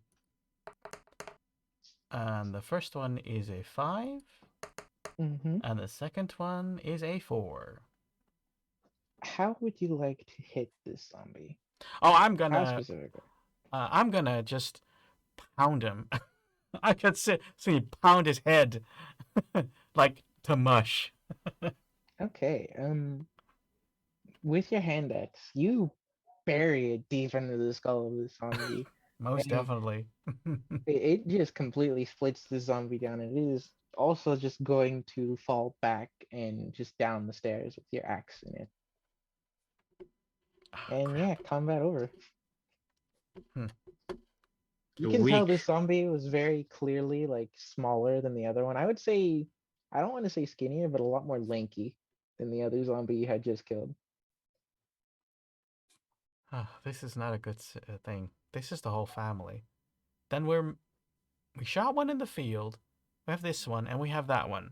But that You do one's a noble, tell. right? Yeah, so that must be the kid. No, this Or zombie that both of the zombies you have killed here are regular people size, wearing like I'll say like farmer kind of clothes. They're wearing Okay. kind of overall. I Hmm. think the noble was visiting this place, Yeah. something like that. And Are you going apparently to? he they got all turned somehow. The question is, You how do did they in get fact. turned? You True. do you want to inspect the zombie, or are you gonna look inside the house? Because the zombie noble is still crawling. He's not dead quite yet. He's pinned, but he's not dead. Um, I I'm gonna should just take my I long should sword. I wanted to just shoot like 5 arrows at it until it died. You want to shoot 5 arrows? I just want to chop off the head. But okay. Uh, I don't know. okay, okay. I just I- want to I'll shoot at it until it's dead. I'll let you both do that. I'll let him sink a few arrows in, and then you'll chop off the head for good measure. You guys are getting paranoid because that zombie just came out from behind you in the field, like out of I'm nowhere. getting paranoid, yes. The zombie novel in fact stops moving, and since you've now stepped into the house to have to be able to do that, you've had to step roughly about 15 feet inside. Um, you see, actually, please roll me perception. What are your passive perceptions again? 15. 14. You both see on the right side of this plate, on the right side, past the entrance, like to the door here, you see that there is, in fact, another door. Do you want to go down that door? Do you want to investigate said door? Well, I didn't have a good luck opening doors, so the honor is yours. I am stealthily gonna open the door and peek in. Uh, you see this door leads a little bit down a hallway, about like 5 feet, and there is a turn because you have dark vision. Are There's you a gonna turn walk in? after 5 feet. Yes. I'm Are you gonna gonna walk open. in? I'm gonna fully open the door Okay. and I'm Hmm. gonna, while hugging the wall that's not on the inner side of the corner, I'm gonna like sneakily look around the corner if I see anything. Kabad, kabad. You do in fact see something. You see what is an absolutely massive door. This door spans like the entirety of where you turn that corner. This door almost looks more like a wall than a door. And the way this door is going to look, it is going to be a very grand, very huge door, kind of really out of place in this little farmhouse, I'll say. And do you speak Celestial or Infernal? Do either of you? Nope. Oh, okay. Herbert, Euxibian, look Uh, at this weird door. please wait. I want to grab my other axe. Please wait. I'm gonna just. Don't, You're just gonna go don't back to the shout. zombie outside. I'm gonna shout it. Okay, go ahead, shout it. You're just gonna grab your other hand axe. I'm gonna grab my hand axe. Just grab my hand axe first, and then I'm gonna walk back to Kerbit. Okay, walking inside, you see some pieces of paper on a desk close to the entrance to this side door. Are you gonna pick them up? You can look at I'm going to them. pick them up. Yeah. It appears to be. This is just in common, so there's no discrepancy here. It is going to be from the novel. It is going to be dated. I'll say 3 months ago. Yeah. It is going to say entry of Lord Danafall. I have found this mysterious door written, what I believe to be in Celestial and Infernal. I have never seen anything like this. I have plans to build the farmhouse around it. I don't want anyone to mess with it past this door. And you see some translation notes at the bottom that the top portion says, to keep evil sealed, the dark must be inside. And on the bottom, the Infernal has been transcribed to read, to release evil, the dark must be out. The full, 'cause you have dark vision, correct? Both of you?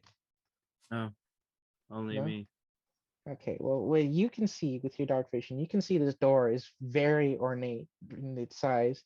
In the center of this door, well, it takes about like a third of the door's entire size, is going to be a very large circle. And inside of that circle, there are going to be 5. Roll me an investigation real quick, if you can figure out what these are. 6. Ooh, okay. And as for you, Eucelius? 20. Oh, okay. You're going to tell that these are dials, but these dials are very odd. These dials are half completely blackened out and half almost like polished marble white. And at the moment, all of the dials, the dark portion of it, are pointing inwards into a star shape. Looking at the door, it is going to be golden inlaid layers of light, and it's going to see that what you assume is a celestial transcription. And in the bottom is going to be the infernal transcription, and it is going to be sculpted in some kind of a red metal, like into the door. The dials, you can tell, are very clearly poking out, but the, I guess, kind of ornate portion of the doors are sculpted into the door. This is like a thick door. You can tell this door is almost like a few inches thick through. Hmm. What would you like to do with this door? I think we found the source of this conversion. Don't I you think? think too, but I'm wondering if we can close it again, or if it's This closed, or this door, in fact, does appear to be closed. You don't actually know how this door would open because it takes like the entire chunk. Like the wall was made clearly around this door. the only thing is, if we would to open this and it's not the source of this evil, then we would just bring in bigger evil into this world. Right. Both perspectives don't sound very positive. It's kind of a So, no-win situation. hmm, Would you like to make straight intelligence checks on this door? yes. Okay, Can I please do an roll them. Arcana? Oh, in fact, yes, do an Arcana check. 13. 15 Okay, for and your Arcana. Arcana. Oh, okay. You can feel magic, but it is not the door. It is coming from behind the door. And as for you, your intelligence tells you that this door has not been opened. There is dust on this door that is a lot older than. Yeah, you can tell this is very thickly covered in dust. Like this has not been opened as far as you can tell. I don't think this door has been opened recently. And looking at what this piece of paper said, let's not open it at all. Well, maybe Okay, there's a treasure inside. you in fact rolled a 15 on your Arcana, correct? I'll say you can in fact feel the type of magic. This magic does not feel evil. This magic, in fact, almost feels calming, I'll say. You know, it refers to evil, but the vibe that I get from the door is totally not evil. You understand what I'm saying? A little bit. But So it I, says I don't get it. don't let the darkness out. do you guys want to mess with the dials? Because your insight was enough to be able to tell that the 5 circles that are half covered in dark and half completely bright are in fact dials. Are you going to try to turn them in any way? Yeah, I'm gonna They're to all try to turn them all 180, like Okay, that the well, darkness goes outside or turning something. let me get my turning. bow ready. Or can I turn them or press You them? can in fact turn them 180 degrees, and upon doing that, the door is going to you're going to hear five. Let me see. Yeah, you're going to hear five distinct clicks, and the door is going to shimmy down. It doesn't open to the side or up. It goes down. It almost slides like how you would slide a window up or down. In doing so, you're going to see on a pedestal a neither of you have a direct affiliation to the Raven Queen or the church, correct? You just both kind of for hire. Yes. Please, are you gonna walk into the room? Because it's only enough for this pedestal, which you see a spear on and a little odd box that's connected to it. Are you gonna walk into the said room? I'm very curious, so that's I am gonna city back on off. this. I'm gonna go forward. Okay. I'm the curious type. Okay. Going into this room, you can see that this spear is very incredibly ornately decorated. It is the most beautiful spear you think you could have ever seen. It is, and like inlaid in it is the symbol of the Raven Queen right where the spear head meets the shaft, and at the bottom of the staff is going to be, I'll say it's like a kind of a ringlet of metal at the end, at the end, and it's going to have a little bit of metal cut out in the actual spearhead, so it looks almost like it's a bident in kind of a way, but the points do touch. And up and down it is,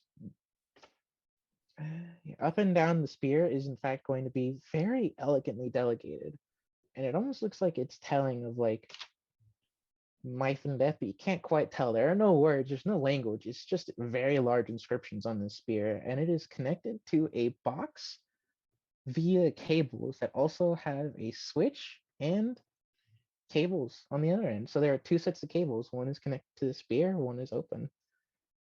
And roll me actually your passives would see that. You're going to see on the side was a table with blood on it, and there is just a hole dug out. It is a very massive table. I would say this table is built for something that's 7 feet or taller. It is a massive table, and right next to it is a hole that leads up and out. What I would you like to am do? wondering about that blood, though. Would you like to investigate it? Yes. Okay, roll me an investigation or survival. In fact, you can do both if you want and take the higher roll. I'm gonna do an investigation, Okay. which makes it a 17. Ooh, okay. This blood is very old and dried from what you can tell of it. This blood is not young or new at all. This is very old blood. It's like it's almost to the point of where it's staining on this. Hmm. What do you think But of this you cupboard? Well, I think it's really odd actually. This door has been closed for such a long time. There's all kinds Could of this be a blood here. sacrifice place? Could actually be. Or there was that big monster maybe was in here. with your roll, there is a little piece of paper underneath the table. Would you like to look at it? Of course. Like I said, I'm the curious one. This paper is going to again be dated by the noble um sometime after his first initial entry about the door, and it is going to very highly detail how to open the door and that some of his servants have in fact died, and in what something he would know would absolutely anger the Raven Queen's church. He's writing, you can tell his writing is very scared, very light and kind of rushed compared to the first note. And you have learned he has stitched all of them he has stitched a few parts of the body parts of some of his servants, and he has in fact discovered a way to imbue life using that box you see attached to the spear and the spear itself. He is going to name this spear as the Spirit Spear She, and please roll me a history if you recognize that name.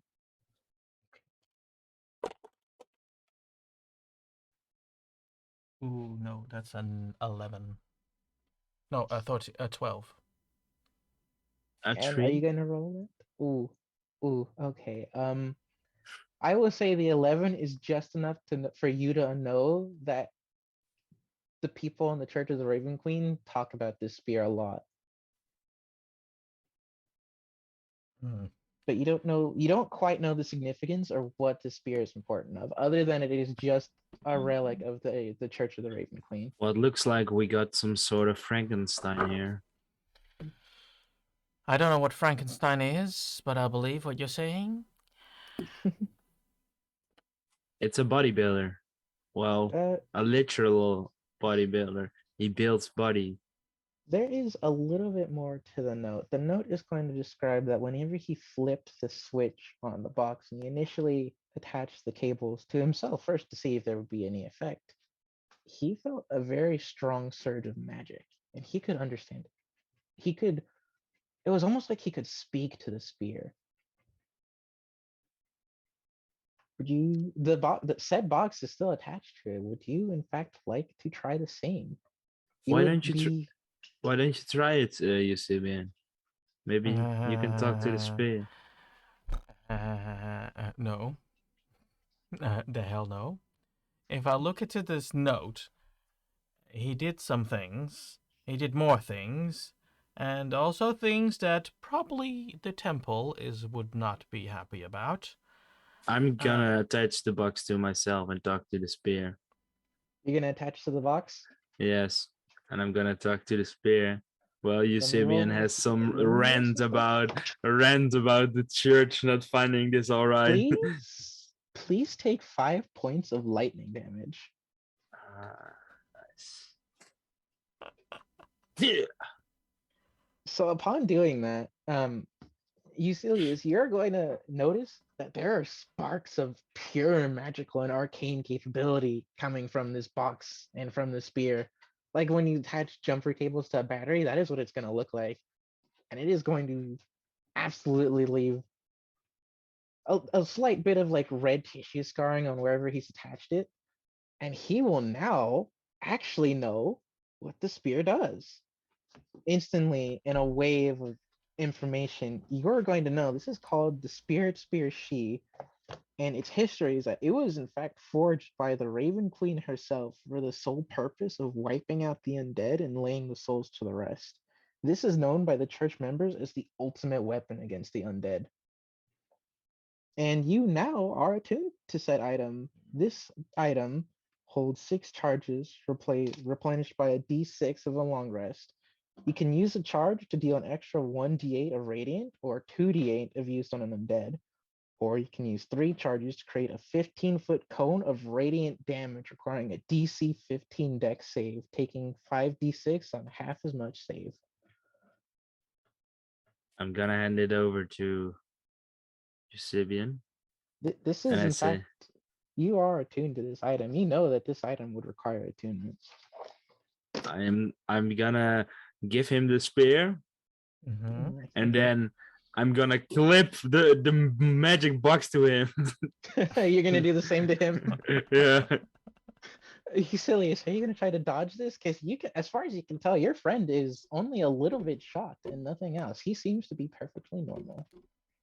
Okay, well, I'm gonna try to dodge. You're gonna try to dodge? Okay, Tivit, make a grapple, and you try to make a dex save. Is it acrobatics or? Oh, from the sounds of that, it's not gonna matter. What is the acrobatics or?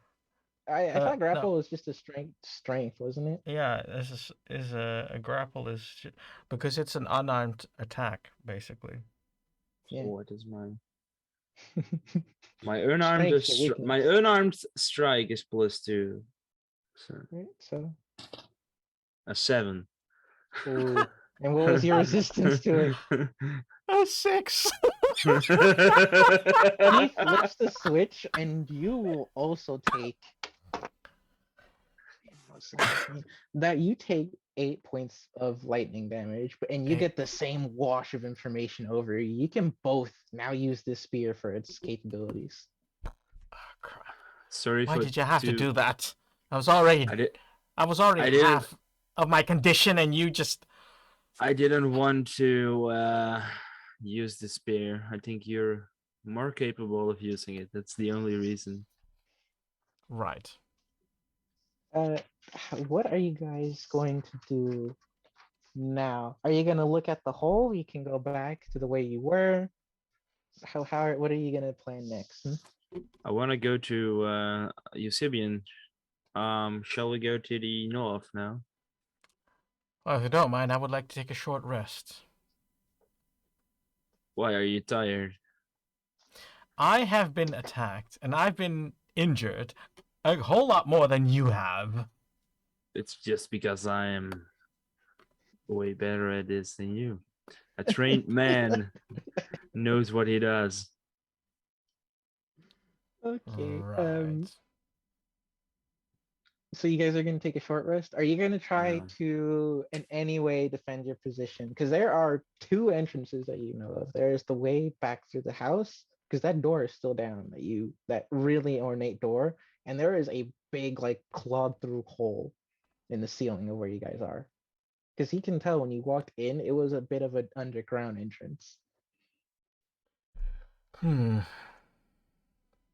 A short rest is just eating, right? Yeah, or Uh, other leisurely things. Short rest is like 2 hours or something around Yeah. the time, right? Well, we'll take a short rest. Just Correct. Because I need a short rest. Okay. So in your leisurely activities, what are you guys going to do? Because you are both attuned to the spear, and you understand completely that this is a weapon made against the undead.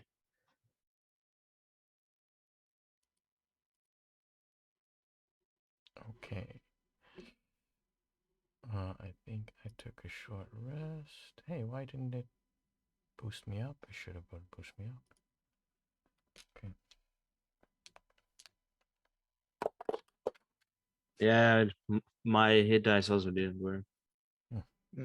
That's weird. I don't know why. I'll do it manually. I Okay. was just gonna what are we gonna do during the journey? So Eusebian, do you want to use the spear? Well, since you already handed me the spear, Well, I heard you have to use the shocking box every time you use it. Since it does give you all the information, you understand it is also just a regular magic item. The shock box, as far as you can tell, was just to speed up the attunement. And of course, from what you understand of the nobleman's notes, it does bestow life to the dead when in combination with the box. Otherwise, this spear, is very effective against undead. It does, in fact, make a 15-foot cone of radiant damage. well, let's just grab the spear, and you keep the box. So you're detaching the cables from the box? Yes. Okay. Okay, who's gonna hold the box? I'll I'm take giving the the box box to with me. Kermit. Okay. I'll Giving it take to the him. box. Give box. I'll take the box. I'll take it with me. Are you going to be putting it in your bag, or how are you doing this? I'm gonna put it on the in my quiver, on the underside of my quiver. Okay. So now you guys have in fact found, this because the box told you this. The box transmitted that information to you automatically.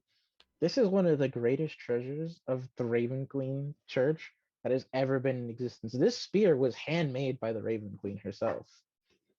You have cleared all of your objectives, but to figure out what happened to the settlement and if there are any survivors.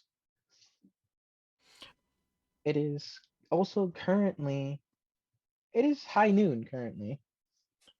Well, I think we need it's to time to start go to the going. other place. Yeah, we need to clear out this monster or whatever it is, and we need to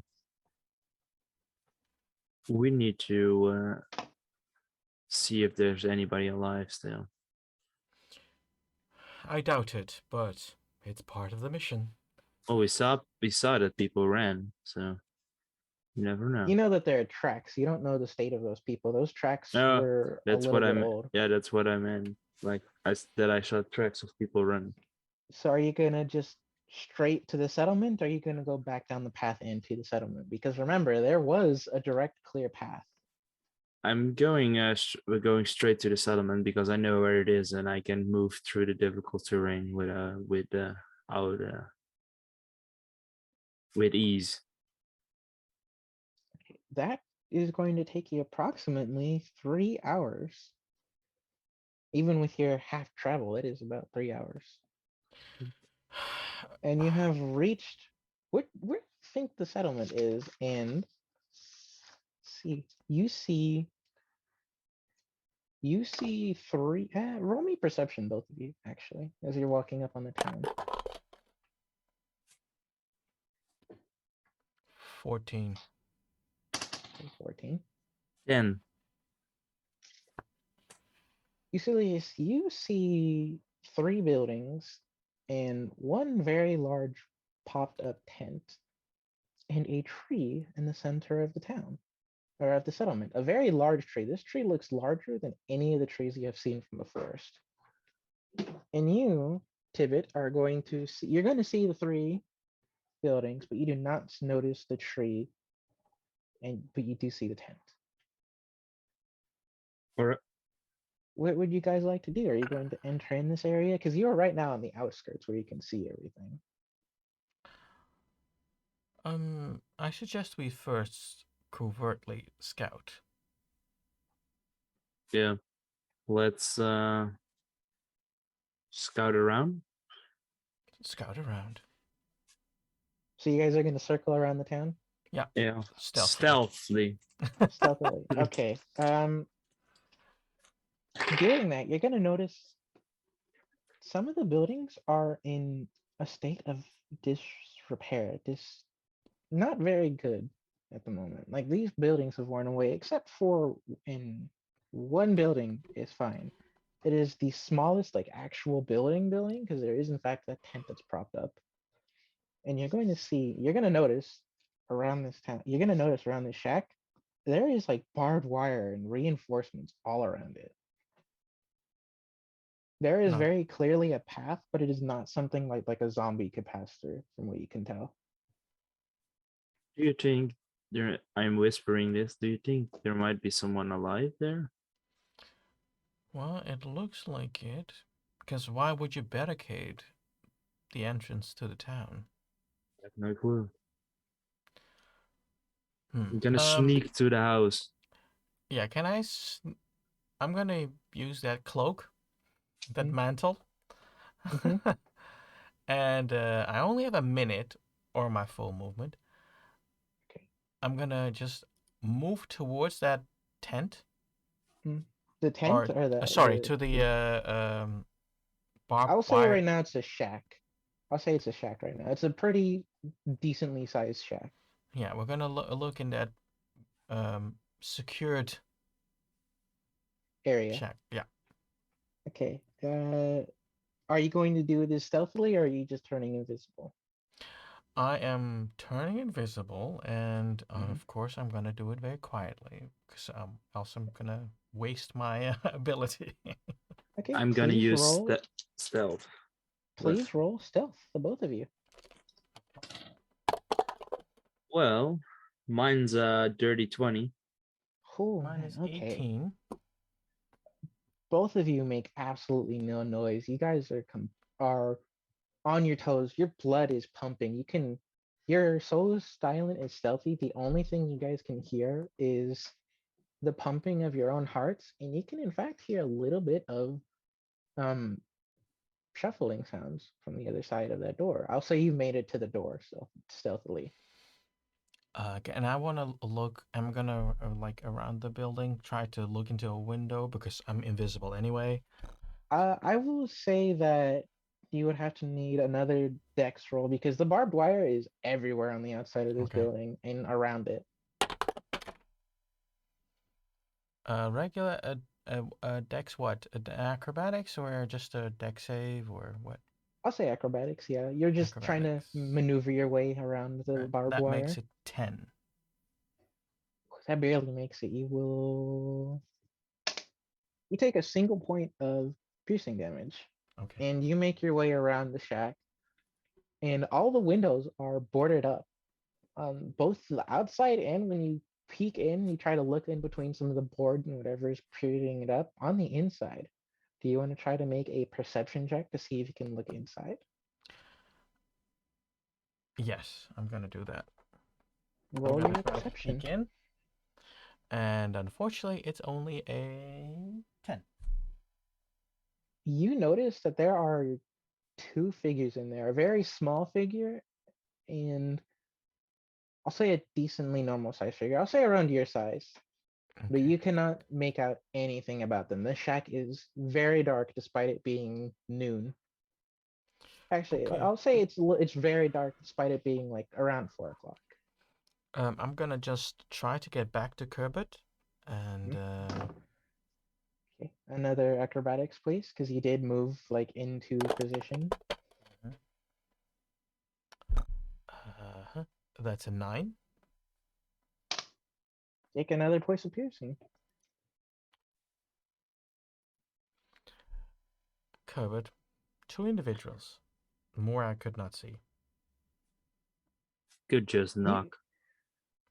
you Okay. could in fact knock. As far as you can tell, this door is the only thing not so barricaded you wouldn't be able to get through it. I'm gonna knock. You gonna I knock knock? on Are the you gonna door. knock hard? Or are you gonna knock softly? I'm gonna knock on the door and just um say not loud, but just like so if anybody's inside they can hear me. I'm just gonna Mhm. say like, hello, is there anybody alive inside? Uh, please make me a acrobatics roll. Good at that. 17. Okay. You can tell your body can feel the sensation of the door starting to open, and you jump back right as the door would slam open, and an arrow is fired past you. And you're going to see inside that there is a female guard and a little kid. You're gonna try to talk to them because you have given these people quite a spook. You have no idea what these people have been through. Oh, wait. We're here to help you. We're here to help you. The female guard is going to put down her crossbow, which at this point is in fact empty because she just fired her arrow at you, and she's going to say, I can't do a woman voice, so I'm just gonna talk normally. I can't do. But she's just gonna look and be like, oh, think whatever right now. I don't really care. We just need to get out of here. They overtook everything and had no idea where that monster is. Did you see that monster? She's just gonna word vomit at y'all. Like how everything went awful and there's that big Easy. hulking monster. We don't know where the monster is, but we're here to kill it. I think. She's going to have a very big look of relief. And she's gonna almost kind of like sigh back and like almost relax despite the circumstances. And you're going to see the kid behind her dressed in noble clothes. I also You think that remain quiet. I'm gonna say I also think that we are actually especially here to save at least her, and I assume you're her guard. It is a little boy from what you can tell, Oh, and she's him. going to respond, yes. She's going to say, yes, this is the, I don't want to say Lord because she doesn't know what's happened to his dad. This is the heir to the Danafall organization. His name is, hmm,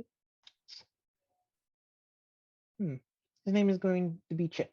I can't, I can't come up on the fly. I should have named him. I should have named him. You would expect I would name him, but it's fine. No problem. No problem. Aye. And Are you this little kid guys is gonna be shaking in fear, like attached to her. Like he's a very small child. He appears to be like maybe 8 years old. ready to get out of here? Mm, he's going to shake his head yes, but he is still going to like hug onto the leg of the female guard protecting him. I'm still invisible, right? Yeah, I'm still invisible. You are in fact still invisible unless you've dispelled that. Oh, I have I'll say a not. minute has not yet passed. Okay. Um, she is going to load her crossbow with it again. She's going to ask if either of you want food, and she's going to take a little step back, and you're going to see that there are like there are some crates of food. You can tell, like some fruits, some bread, stuff like that. I'm gonna uncloak. Don't be. Oh, no, don't shoot, don't shoot, don't shoot. She lifted her crossbow for just a second, and then you responded, and she automatically raised it back down. Just take the food, everything you can carry. We'll bring them first to the boat. Okay. That's a good idea. I don't Would you also like to? don't know if we could clear this island on our own, but Do you guys want to look at the rest of town? Because there still is there are two other full buildings, a tent, and a large tree. I'm gonna first ask: Are you the only two survivors? She is going to say, I don't know. With there's so much happened so quickly. I grabbed the young lord and I very slowly made the barricades, and she's gonna point to the barbed wire and all the barricades everywhere. You can tell now that they were kind of sparsely put together. Very yeah. Rushed. She's going to tell the story of how she did it only at night, and she did it without making any noise. So it took her many nights to fully barricade the place. Okay. Kerbert, we can check out the rest of town. And if it's that is safe, no weird creepy things, we'll pick them up and bring them to the boat. yeah. All right, So if you're gonna tell them to stay there at the time being? yeah, Stay there.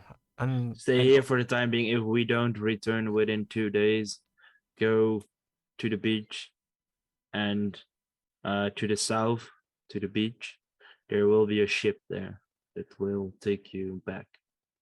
Because you're a ranger, I will let you know that you came from the easternmost point of the island, so you would have to tell her to go south and then east, right up the pathway. Go south and then go east. Because completely south is where that ship with the ghost was. Oh, go south and then east. I'm gonna ask her. Can you find a high vantage point in this building? So, just in case you need to shoot to help us out, that you can. She is going to say no. There, when you look inside, it is just a shack. There are no stairs to the roof, and very clearly the outside has been barricaded. This is basically like a clear room with just food laying on one side and like bedrolls on the other. Well, stay put. Stay safe. Kerbert? Let's go. Let's What are you shoot going to? this. What are you going to walk to first? There is the tree that is 4 times the size of any other tree in the forest. There are 2 full buildings, and there is, I'll say like a tent kind of in ruins, but it is a very large tent. Shall we go to the big tent first? Let's check that first, because that's the easiest thing to check. Okay, so from the shack to the tent, you're going to see, please roll me perception.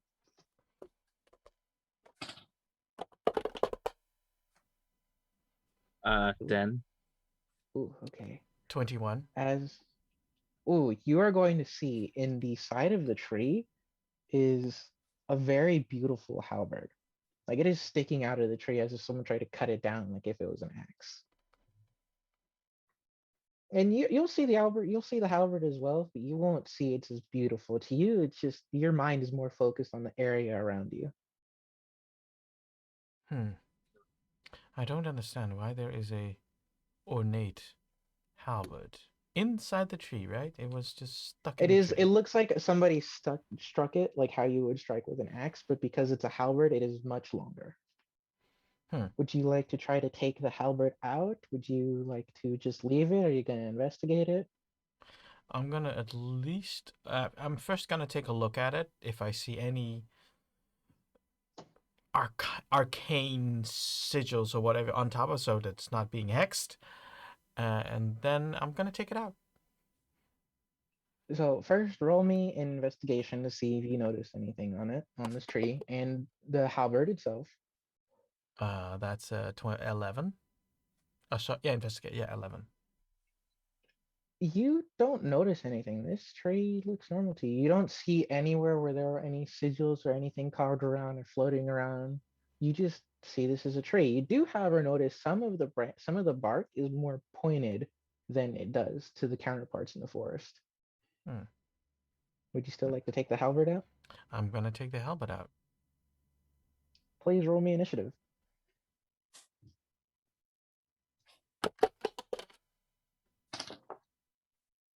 19. That's a 9. Oh my, let me roll this real quick. Okay, so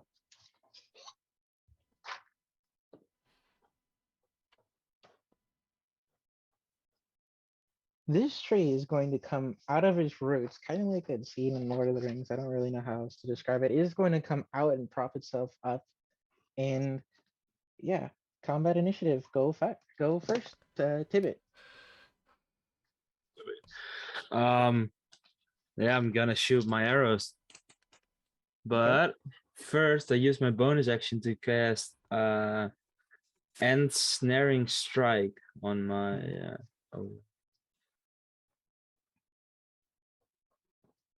Yeah, I'm gonna cast Ensnaring Strike on my bow, which Alright, and means what's that when I hit a creature with a weapon attack before the spell ends, a mess of thorny vines appears at the point of impact, and the Okay. target must succeed on a strength saving throw or be restrained. Okay, what is that? Please fire your arrows, do your damage, and then tell me what the DC is. The 16 to hit, That hits. 11 to hit. That does not. All right. Please tell me what First arrow did 8 damage, Okay. and then my third arrow, because it's first round, first turn, 12 to hit. Oh no, for That is- 14, a 14. A Sorry. 14 does in fact hit. All right. And that does 14 damage. Oh my, let me check And something really it's quickly. now entangled. It just needs to do a strength saving throw. And it has What is- advantage because it's big. Okay, what Because is it's that- way larger than me, right? Yes, it is 4 times the size of even the trees in the forest. Yeah, so it has advantage. Please tell me what the DC for the strength saving throw is. 13.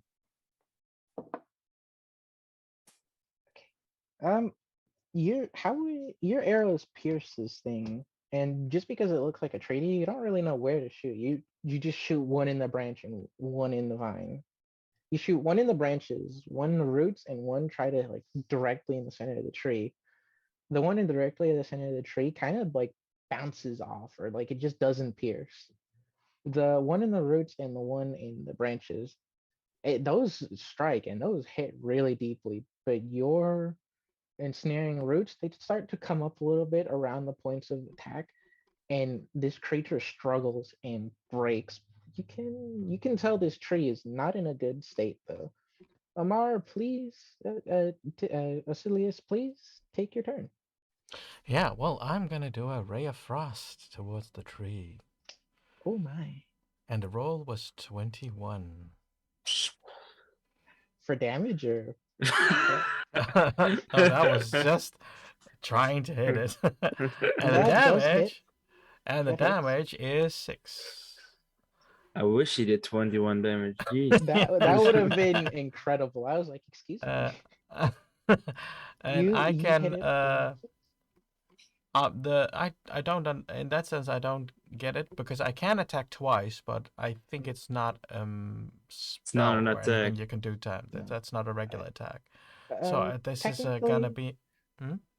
technically, I play fighter in most of the games I Hmm. play. Fighters, the rules raw stipulate you can make 2 attacks, not specifically melee weapon attacks. So if you would like to, you can go ahead. I'm gonna do a Ray of Frost again then. Okay, please roll a hit. Okay. Let's see what it does. 16. How would you like to kill this creature? Well, since there is a blue-white beam of light going towards it, it goes through the trunk and All right. gets like hollowed out. Okay. Your beam hits this creature dead in the center twice. I'll assume you do it once from the spear tip and once from your hand, or unless you're holding the spear dual-handed. No, I was because I was not. No, I was not. Oh yeah, I was holding the spear. So yeah, Yeah. so one Are you spear, holding one hand.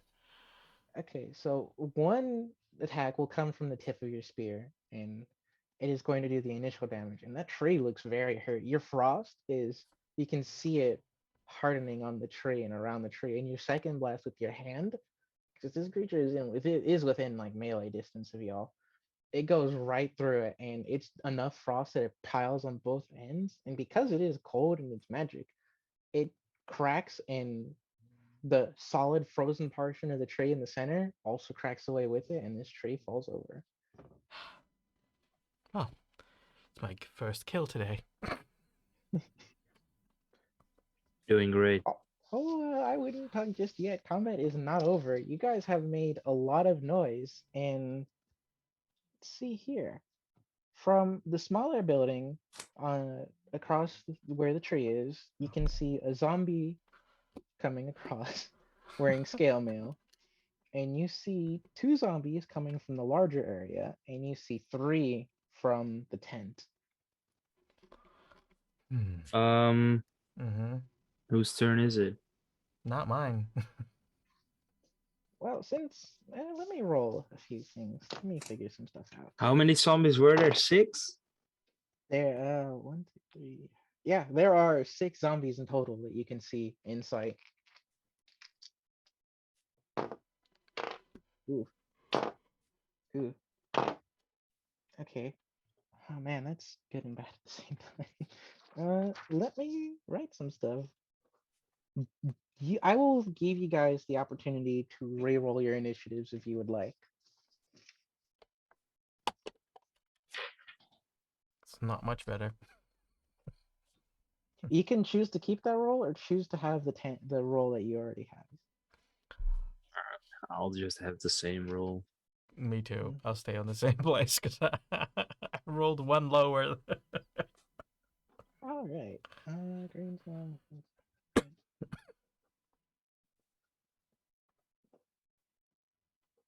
Don't mind me. I'm just writing a lot of stuff. Oh, we have to get ready, don't we, with all those zombies? Yeah, you ready? We have to, My don't we? spells, my spell's still going, so I'll bind them to the ground first. All right. Hmm. These zombies, the closest zombies are from tent, and they are about 40 feet away from you. 40 feet, huh? Mhm. Okay, well. Um, Who starts? whose turn? Let's see. It was that. Yeah, Tibet, it is going to be your turn first. All right, I'm gonna shoot at the closest. We're at the tent, right? Yes, the closest we're at the tent, and Yeah. these zombies are wearing a red undershirt. You can tell one zombie is wearing a helmet, and I'm gonna start shooting at 2 of those. there are 3 zombies from the tent. There's Yeah, the and zombie with a helmet, a zombie with the orange undershirt, and a zombie with a yellow undershirt. yeah, I got 2 attacks. So I'll attack the one with the yellow and the red. The yellow and the red ones. Yeah. Okay. 20 to hit, dirty 20. Oh, that hits. Yeah. Oof. And And you damage. a 10 to hit. And I'll just. Do you want to roll for it, or do you just want to straight out double your damage? No, Since that dirty was a 20. dirty I had a 20. dirty Yeah. 20. That's Yeah. not double. Oh, okay. Well, It was not a natural 20. It was a dirty one. okay. Okay. And the other one was 10. Does 10 hit? You wanted to hit the yellow I want. one, right? Yeah, I want to shoot one arrow at the yellow one and one arrow at the red one. Your arrow at the red one hits, but your arrow at the yellow one does not. These zombies, you can tell, are wearing armor. They are Oh. wearing scale mail. I do 6 damage to the one I hit, the red one, and Okay. it needs to do the strength saving throw because the spell's still active. All right. Let me see here. What is your stats? Oof. What was that save? Strength 13. Yes, the DC. Okay. It does not pass. It is it Alright. incapacitated? Is it It's immobilized? restrained. It's restrained, and at the start of his next turn, it gets 1d6 piercing damage. All right. And At the start of each turn until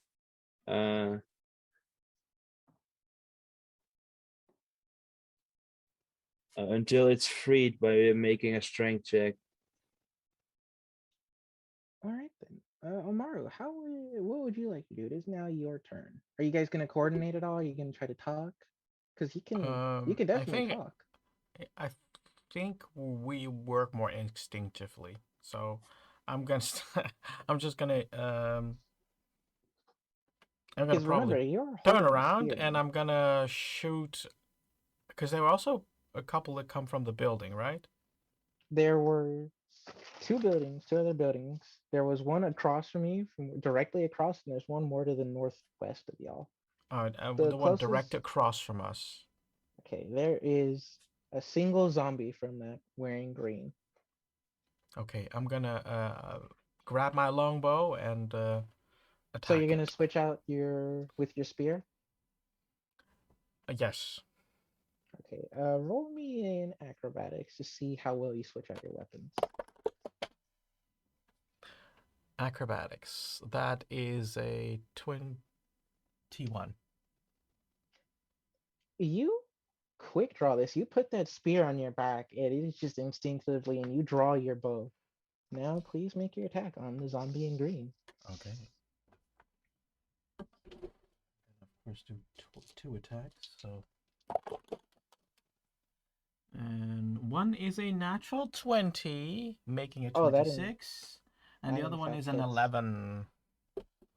Your natural 20 hits, your 11 does not. That zombie, Okay. you can tell, is also wearing scale mail. Okay. Please roll your damage. Oh, can you do that in a critical damage roll? And the critical damage is, wait a minute. No. I have to select it like this. Sorry, people. I've not used this new feature. That's totally 15. A total of 15? Yeah. Okay. You sink an arrow into that zombie, and because he is coming right outside of that door, you sink it, and how would you like your arrow to hit him? It does not kill, but how would you like it to hit? I would like to hit it like one in the heart and one in the shoulder because it was a moment of reaction. So I want one. I want the other one past the shoulder. Your one that strikes it right in the heart, you can tell this creature is moving a lot more slowly. It is moving slowly even for a zombie, but it is in fact still moving. Okay. Eusebian, when they get close, use the spear. Yes. Yeah.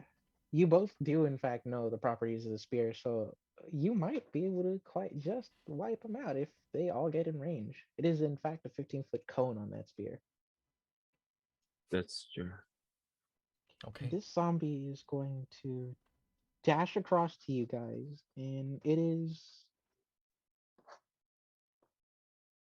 about 20 feet from you. The green zombie is 20 feet from you. The next zombie from the farthest building dashes, and it is still 30 feet. the zombie after that. One of the zombies from the tent, the one wearing red specifically, is going to also dash, and that it shorts 10 feet away from you guys. Mm-hmm. The zombie with the helmet does the same. A woman zombie, wearing much nicer clothing than the rest of the zombies, very clearly, is also going to dash from the farthest place, and it is still 20 away from y'all. And finally, the last zombie from the tent is also going to be 10 feet away from you. So in total, there are 3 zombies that are There was one 10 feet restrained, away. right? Right, let me roll that. Let's see if he does. Oh, that passes. Yeah, he passes. He guess also gets 1d6 damage. So 1d6. All right. Would you like to roll that 1d6? yeah, I'll roll it. You can roll it. What was the damage? It was a 1. It was a 1. Wait, don't you have Piercer though with your bow? Oh wait. Remember, you guys let are me. level 6, so you have feats. I don't know what feats. Oh you yeah, I have, can re-roll it. But no, but I can re-roll it. It's a 6. Okay. No, That because I didn't realize, but it's an attack that deals piercing damage, and then you can re-roll it. I'm a nice DM. Let me just say that right now. That zombie that you had sank the arrow into that was just about to move has now died. The thorns pierced that zombie's heart in a very, I would say, violent manner from your spell. That zombie has been pierced by a thorn that is about the size of one of your arrows right through the heart, and you can tell it has stopped moving. Eusebian, get the spear. There are, in fact, in total, there are still 2 zombies 10 feet away from you guys on the left. 2 zombies, I'll say like 20 feet away from you, and the final zombie is 15 feet away from you. Whose turn is it? My turn. Are they all close together, by the way, or how close are they together? The 2 zombies coming from the tent are about 5 feet apart. The zombies coming from the larger building are 10 feet apart, and that final zombie is 30 feet from any other zombie. Yeah, no, they're too much separated. It's your turn, isn't it? I think so. It's my turn. It is, yes, it is in fact your turn. What would you like to do? There are still 5 zombies remaining. I am gonna. Eusebian, do you want me to pin them down, or do you want to let them walk? Don't think, fight. I start the 2 that are 10 feet from me. I shoot an arrow at both of them. Okay. One is a natural 20, and the other one is an 13. Both of those hit. Which of the zombies would you like to hit with which? The zombie with there's the zombie with the helmet. Also, you can tell has a helmet, scale mail, and he has a shield on his left arm. I want to hit the one with the helmet with the natural 20. All right, please roll your damage. Oh, I've got Piercer. I get extra damage. This is so annoying. All right. I've also do this one. Oof. I don't know if it's good or bad for me. My first arrow at the one with the helmet does 21 damage. That how would you like to kill this zombie? I want to shoot him right between the eyes. You loose this arrow from your bow, and it sinks past the helmet, and you can tell through from how deep the arrow goes in from your angle. And your arrow hits so heavy, it hits that zombie, and in fact damages the zombie next to it because it falls to the side. And that zombie will take roll a d6 for me. All right. A 6. That zombie on its side will take 6 damage. And the arrow that I shoot at that zombie That one did hit. does 4 damage. Back to earth, back to earth. All right. And it's now needs to do the saving throw. All right, Strength roll saving throw. Saving throw. Oh, he in fact passes that saving throw. That's a shame. Mm. So yeah. That zombie is very, very weakened now, from what you can tell. That zombie, it was. that last zombie, It you could hit? have been worse. It definitely could have been. It is now your turn, Eucilius. So, what is the strongest zombie left?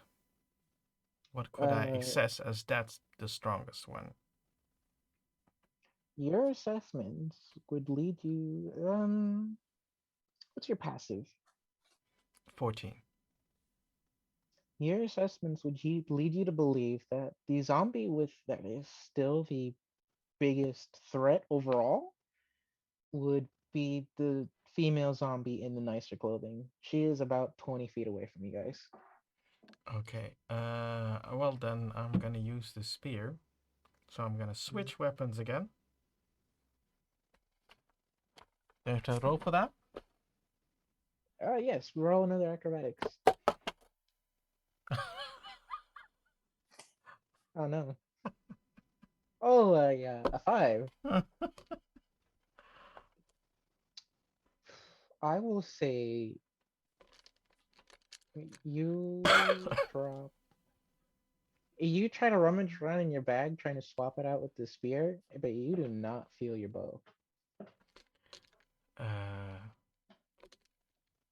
You, in Well, fact, I actually didn't want to feel- grab my bow, but Oh, okay. What were you trying to grab? I was trying to take out my longsword.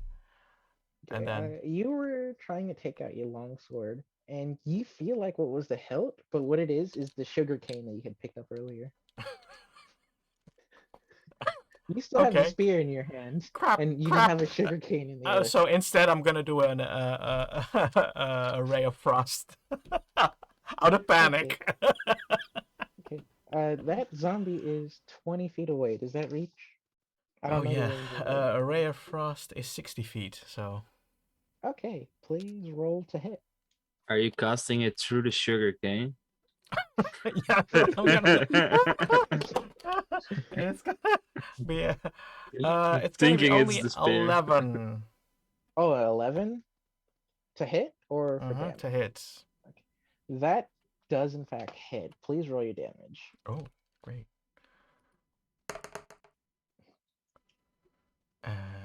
That is a 13. All right. You hit this female zombie really clearly head on. You hit what you assume this? Do you assume this lady to be the noblewoman? She is I wearing assume very nice clothing. Yes, I assume that is the noblewoman. Unfortunately, I have to shoot it because I was in panic. I grab my sugar cane, and so Okay. that's the split seconds decision that I made. Okay, you hit with the sugar. You hit with that, and just roll me a flat 20 real quick. No modifiers, no nothing, just a flat 20. Flat 20. That's a 3. The sugar cane freezes in your hand and breaks apart. You casted Ray of Frost from the sugar cane, and doing so at the point of origin of the cold, it froze through solid the sugar cane. It might survive another Ray of Frost, but I would not put my money on it. And as for the noblewoman zombie, she is going to be hit pretty decently hard. You freeze her around on her arms and her legs, as I imagine it's like a spread. Is that going to be it for your turn? That's gonna be my turn. All wait, right. I can attack twice. Oh, I forgot. Okay. Go I'm for gonna it. attack again, since I still I dropped the sugar cane, throw Drop it. the sugar cane, okay. throw it in the direction of the other zombies that are close to Kermit, and shoot another ray of frost. Okay, shoot your ray of frost and then roll me just a flat 20 for the sugar cane you're throwing at the other zombies. Okay. That is a natural 20. Oh my god. Okay. At the ray of frost or the sugar About the cane? ray of frost, yeah. Okay, okay. And the total damage gonna be 12. You freeze that female zombie solid and through. And in fact, after your cast has been done, that zombie from the heat, because this is about like 5 o'clock now, so the Mhm. sun is shining down on you guys. That zombie is going to break into many, many pieces, just frozen solid pieces, like if you had broken ice. And please And roll me that flat 20 for the Natural 20, natural 20, that, natural that 20. was a 5. oh, that was a 5.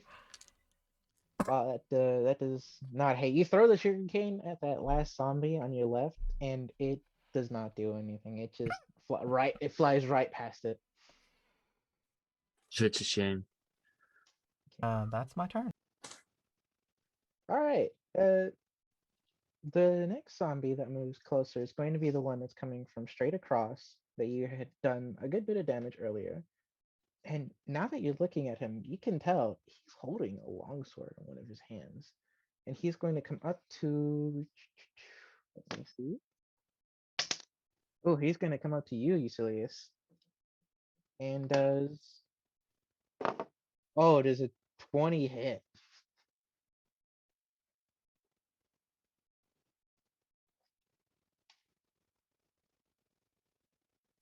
Hmm. Okay, you can go ahead and use your shield. Hmm. And that is a spell, feature. Okay, that zombie just hits you, and I will say, I'll say he does half damage compared to normal. Oh, and you still take 4 points of damage from that zombie with the longsword. He is now within your range. He is within melee range now.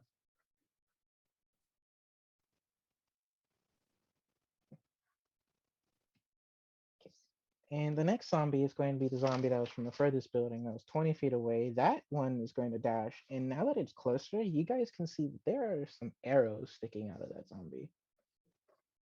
They're not aimed at vital points, just they're in random places in the body, like maybe in the lower intestines and in the shoulder, such kind of positions. And it is also going to now hit Tibble. So Tibble, tell me if let's see here. Ooh, tell me if a 16 hits. I think it does. Okay. I cast shield. Oh wait, I don't have shield. Ooh, you will be taking 9 points of damage, my friend. All right. That's fine. The final zombie that is coming at you guys from the left that you did not manage to kill is now going to dash at you guys. Actually, it's not going to dash. It's going to stay at its range of about 10 feet away. And yeah, it is going to be hacking at you again, Tibble. And tell me if. Oh, that hits. I know that hits. That is a natural 20. Yeah. Hurts. Oh, Tibble, please take for me 12 damage. What could be Zombie worse? is hitting you with a crossbow. This With a zombie has hit you. crossbow. Yes, this zombie is holding a crossbow in its hand. You can now piece together that that zombie had shot the other zombie you see with arrows in it. But how is it gonna reload? I don't know. I'll figure out. We'll see. But it is now your turn, Tibble. All right, I'm gonna. I am done with this. I'm gonna shoot One swung. One attacked me from close. Yes, there are currently 2 zombies close to you guys, and there's the zombie that's 10 feet away. The zombie that hit you was the zombie with some arrows in it.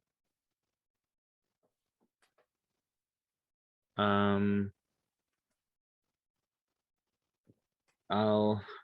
These two are in melee range. Can I switch to my 2 short swords?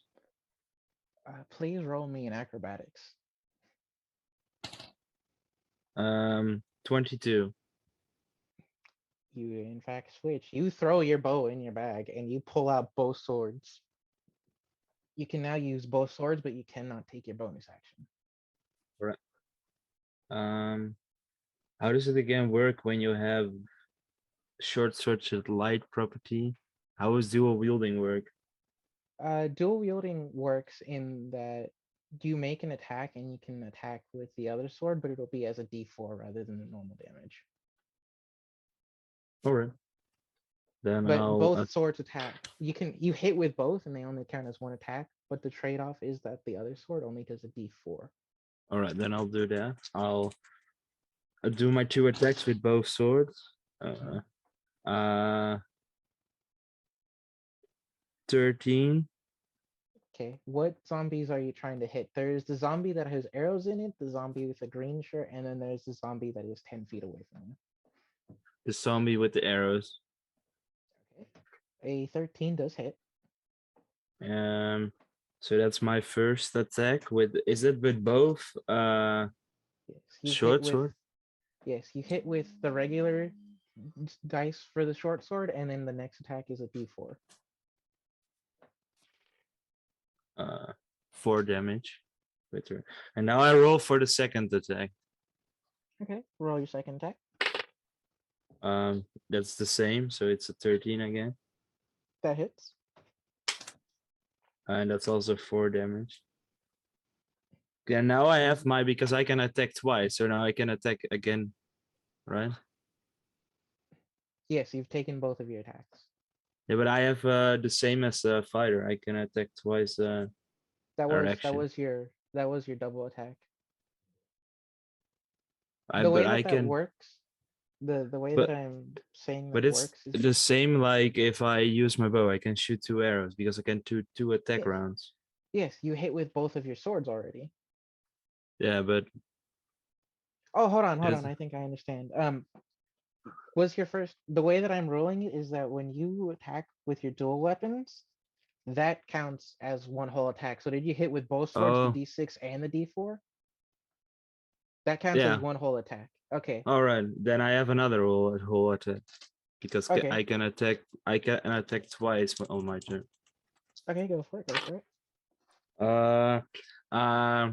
An 11 and 22. Both of those hit. How would you like to kill this zombie? I want to like first clear the arrows because they're in my way.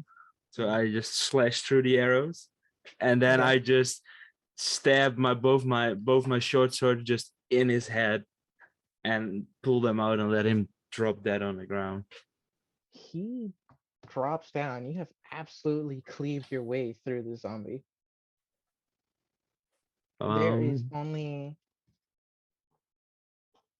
There are 2 zombies remaining. The yellow one and the green one. Both There was the yellow one is not in melee range, the green one is. Yeah, I am done. I can't attack it. Please take your turn for me now, Mr. Eusebius.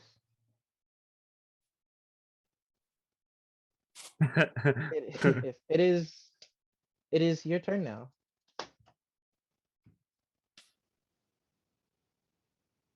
Yes, there's one in melee range and one out of melee range. Actually, you're holding the spear. Are you holding it one-handed or two-handed now?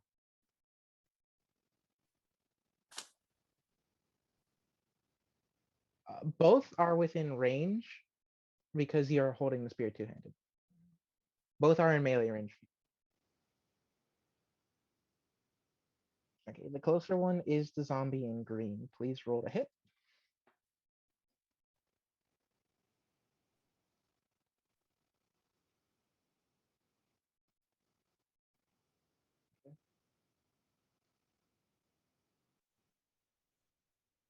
It is a regular to hit in the trade-off that it does magical piercing.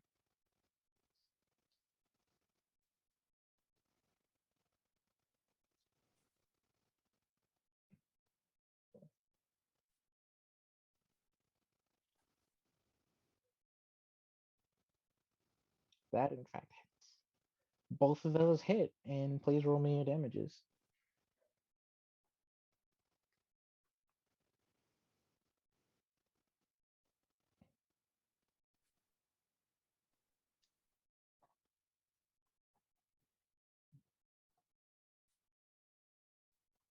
The spear when you're wearing it, when you're wielding it two-handed is a D8.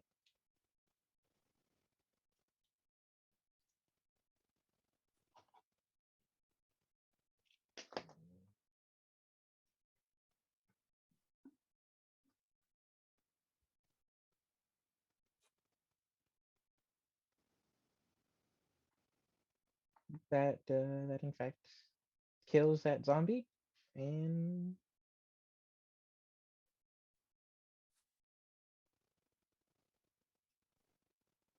when you hit both of those zombies, you stab one and then the other in the span of a half of a second. And when you do, both of them turn to dust.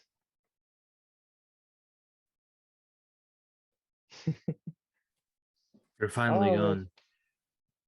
but don't rest just yet, my friends. Please roll me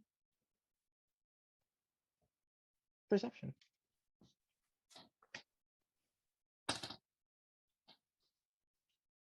23.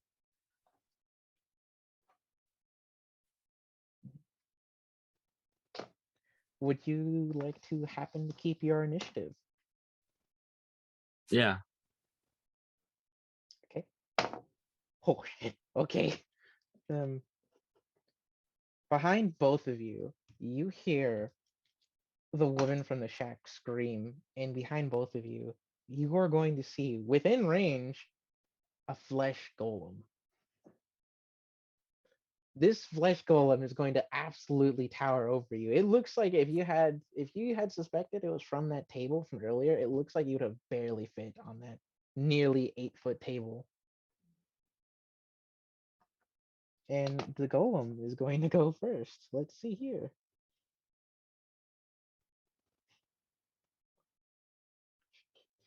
Let's see.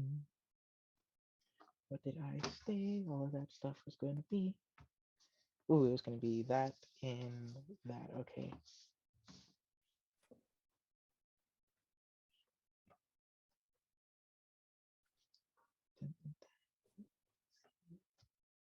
Eusebian, distract him for me. You both see this thing like behind you, and it gives you both a startle for a second because you would not have expected this massive hunking creature. You have no idea where he came from. You guys turned around because you heard the scream. And Hecilius, please tell me if ooh. Tell me if a 27 hits.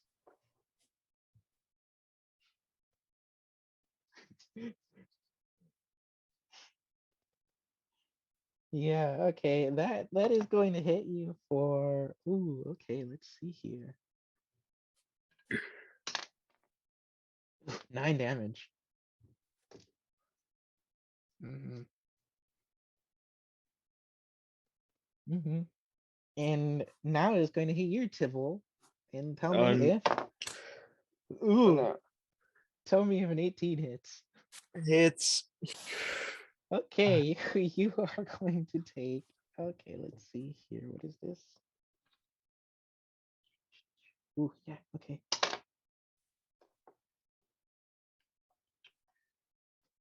Oh, you're gonna take 12 damage.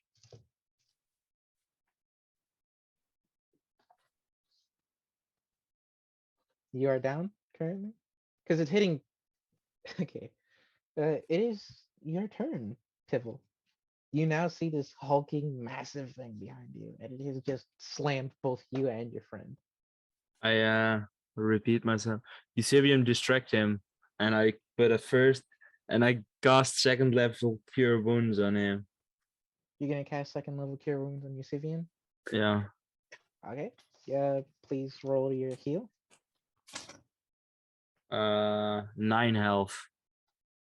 And I'm gonna back up and at the same time trying to switch back to my bow.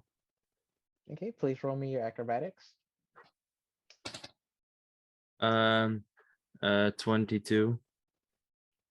You do in fact switch to your bow. You put both of your swords in so effectively into your bag. You don't even cut your bag. You just pull them in. You put them both in, and a second later you pull your bow with an arrow already notched. And that is my turn. Okay. Please make your turn, Mucilius.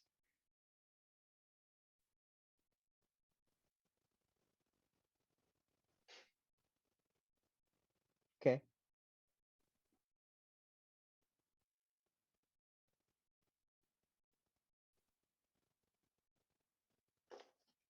You're gonna shoot magic missile, and how does magic missile work? I don't actually know. Right, okay.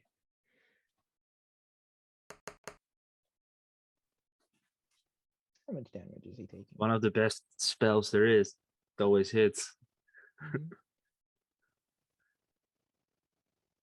Okay.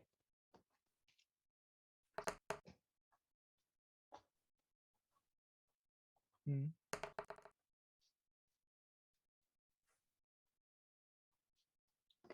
All right. And is that your turn?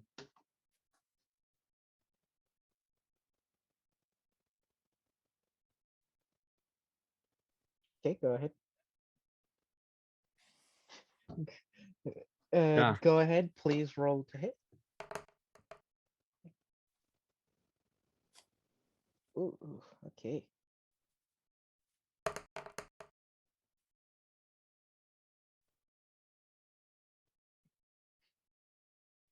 You hit for 6. All right, it is now the golem's turn. Good luck, And Eusebian. how far did you back away from it? Tibble? 25 feet. You backed away from it 25 feet. Okay, it is going to use both of its slam attacks on Eusebius. Let's see here. Let's see what both of those roll for. Oh, does a 20 hit and then does an 18 hit?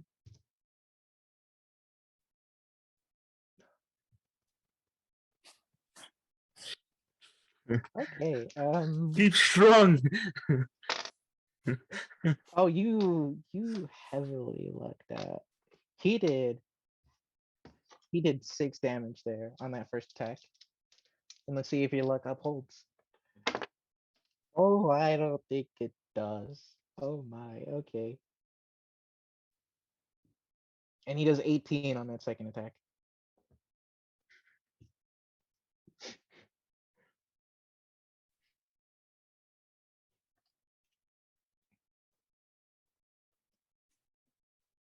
Okay.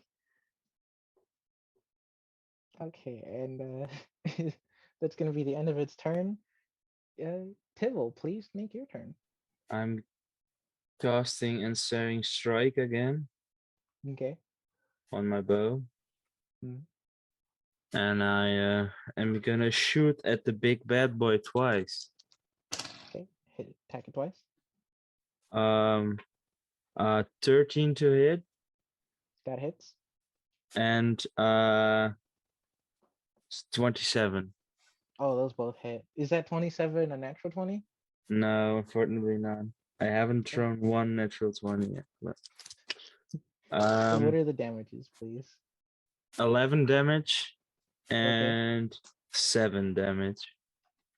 And it Oh needs to my. do the strength The saving strength throw, saving throw. Okay. which I let me see probably what will it is. make because it's a big bad boy, but It is a very big boy.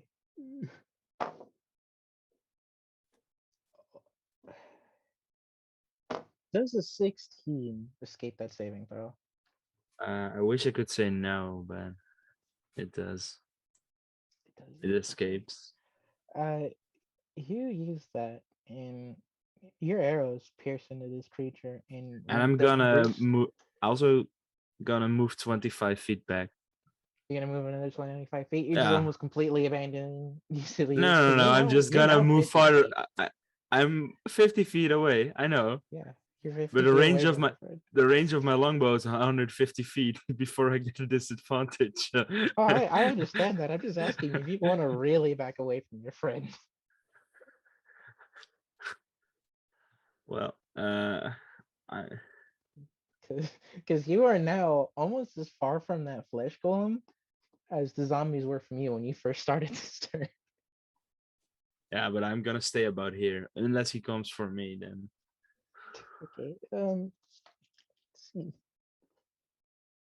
Let us see. Let us see. It was just cast. Please take your turn, Eucilius.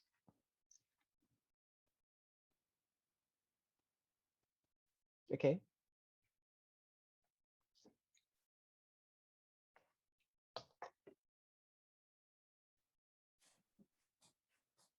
doesn't sound good. Oh. Okay.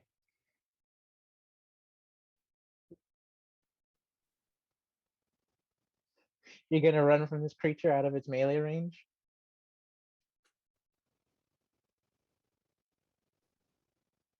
Okay. Dash. Okay.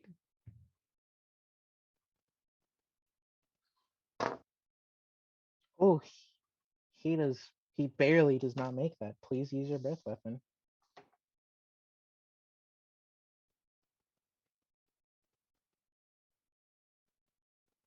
Yes.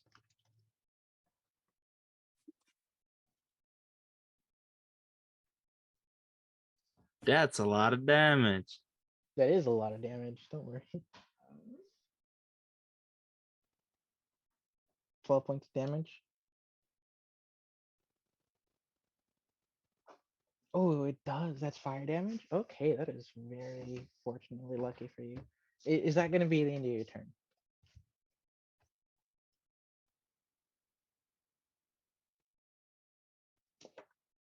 Okay, and you guys are going to see a rare sight. Tibbles, you're too far away to see. You're about 50 feet away. But you, Eucilius, you will see the girl from the shack. She's going to fire her crossbow at the flesh golem because she screamed. She was a little afraid for a bit, and she realized it's now the all or nothing. And we'll see if she hits the golem. Oh, she does in fact hit that golem for a total of 4 points. Okay. Let's go, This girl. Let's go. golem looks incredibly wounded and hurt. You guys don't know how it's keeping apart, how it's still in one piece. Well, I shout, relative one piece. Eusebian, use the spear, the force of the spear. Blow him up with the radiant energy. I'm reading them real quick.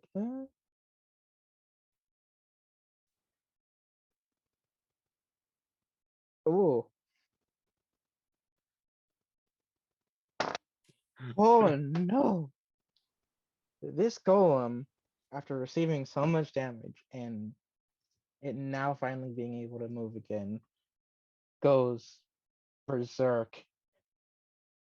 Each creature can see no creature.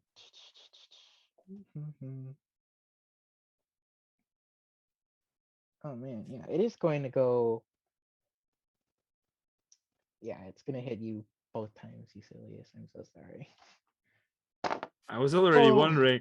I was already wondering how he could move 50 feet in one turn. But Let's see. Eucilius does a 13 hit and then does a 18 hit.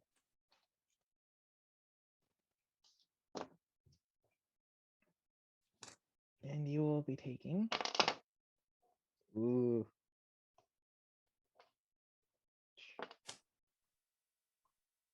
14 points of damage.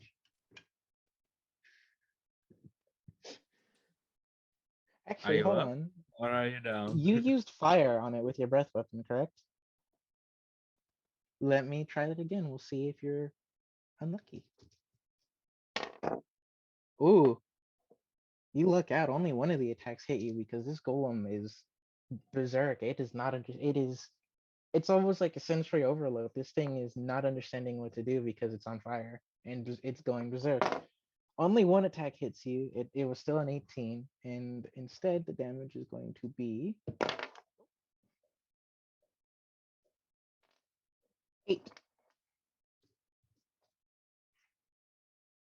Yes, instead of the 14.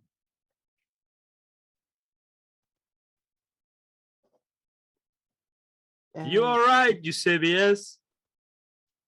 Actually, yeah. Roll me Oh, a flat. Eusebian? Roll me a dexterity throw, Eusebius. If you want to, you can do acrobatics.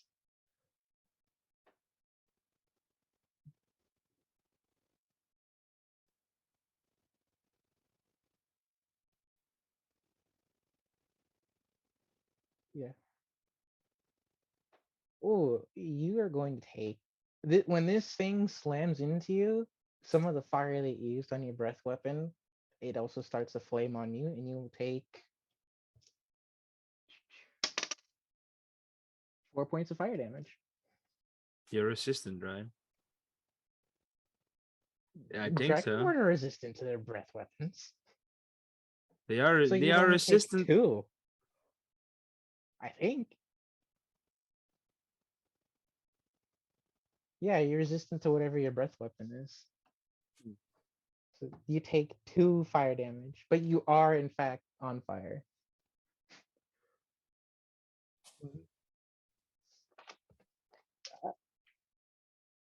Tibble, it is your turn. All right, let's kill this big bad boy. I shoot 2 arrows at him.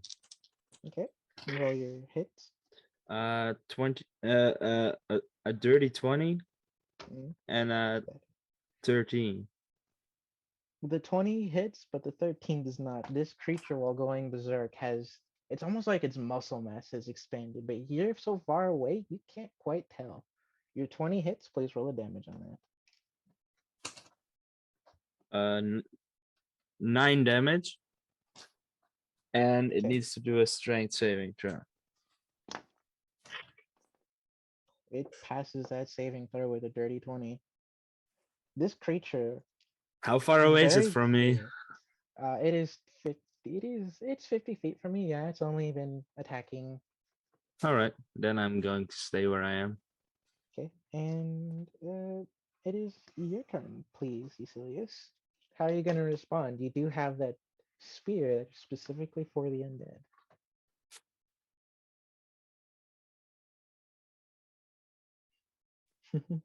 Use the big.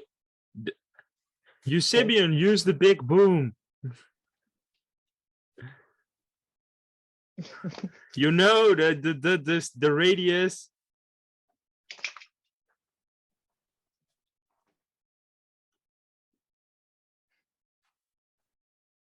Oh, neither of those hit.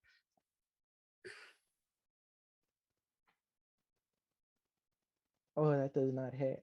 I will let you, as a bonus action, use the charges on the spear. You have 2 abilities. Do you remember what they are? The big boom. One of them. Okay, one of those abilities on a hit. I'm pulling it up right now. Let's see here. Yeah, one of those abilities, when you hit, you can deal an additional d8 or 2d8 radiant damage on undead, but you have not hit this creature. But if you use 3 charges, you create a 15-foot cone of radiant damage, and it needs to make a DC 15 dex saving throw, and it takes 5. Okay. Okay. Plea. You're gonna use the 3 charges? Okay, because when the flash of information was sent to you via the box earlier, you know it only had 3 charges.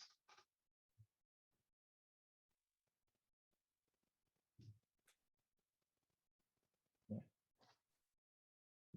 Yeah. You've already attacked twice, but you do have your bonus action, and that's how you're activating it. Let's see. Oh, it does not pass that save. please roll me the 5d6. Kill it, kill it.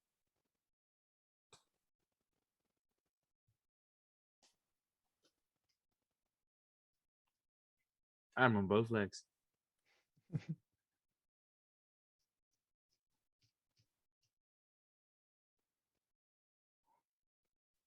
How would you like to kill it with this big flash of cone of radiant damage?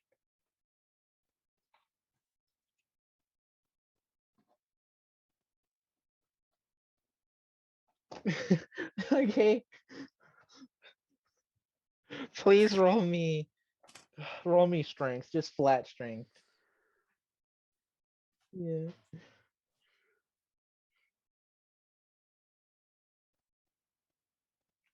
When you unleash this power, this is the first time you have ever felt anything so strong and so powerful. It is so strong that when you release the blast, you release the charges, it does wipe away the golem, but it strikes you so hard, it pushes you into the tree that you felled earlier, and you will take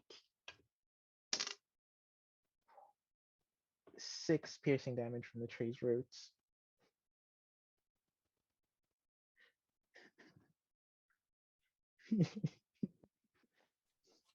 And combat is over.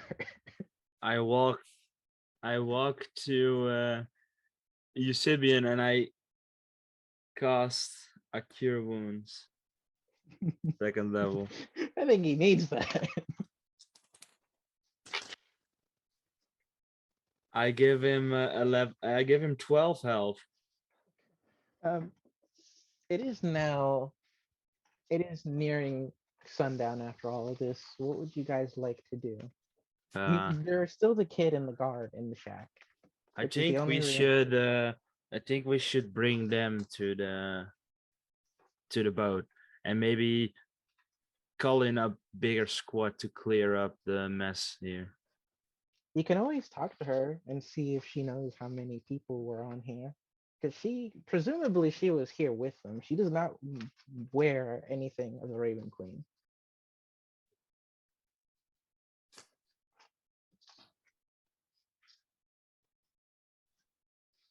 Uh,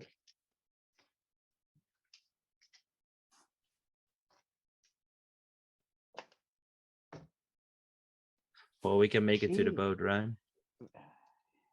she is going through, like, her knees are very clearly jelly. She saw that monster. You can tell that's not what she was talking about. And she's gonna say, I think that was all of, I think that was it.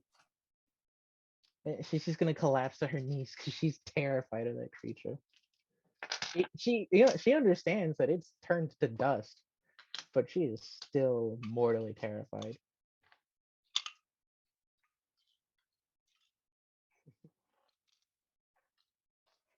Are you guys gonna stay the night? Because if you stay, it will be midnight if you take a long rest, and if you take a short rest, it will be dark.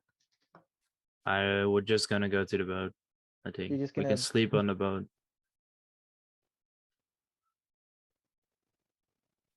Okay.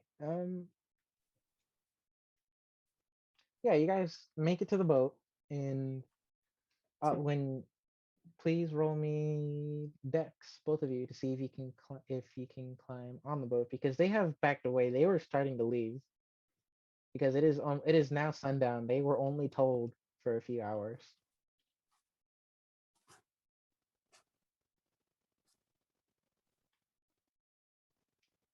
No, you're rolling a dex to climb onto the boat. It's starting to depart, and you guys are trying to climb onto it as it's leaving. I'll let you do an acrobatics here. Oh, you do in fact 14. climb this boat. You both climb this boat, and the lady and the kids make it on. Great. And the dwarf is going to look up at both of you, and he's gonna be like, "What? Why then, lads? You look like you didn't have a fun time on this island. I hope you find everything you need." We found more.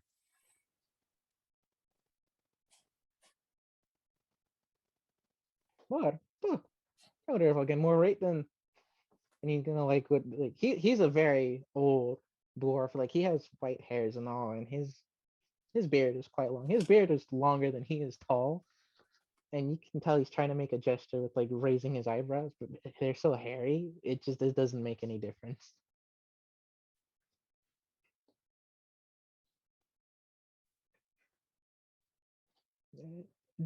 Lad, do you perhaps want to go back to the mainland? Or do you want to just wait here in the water? We'll sleep on the way back.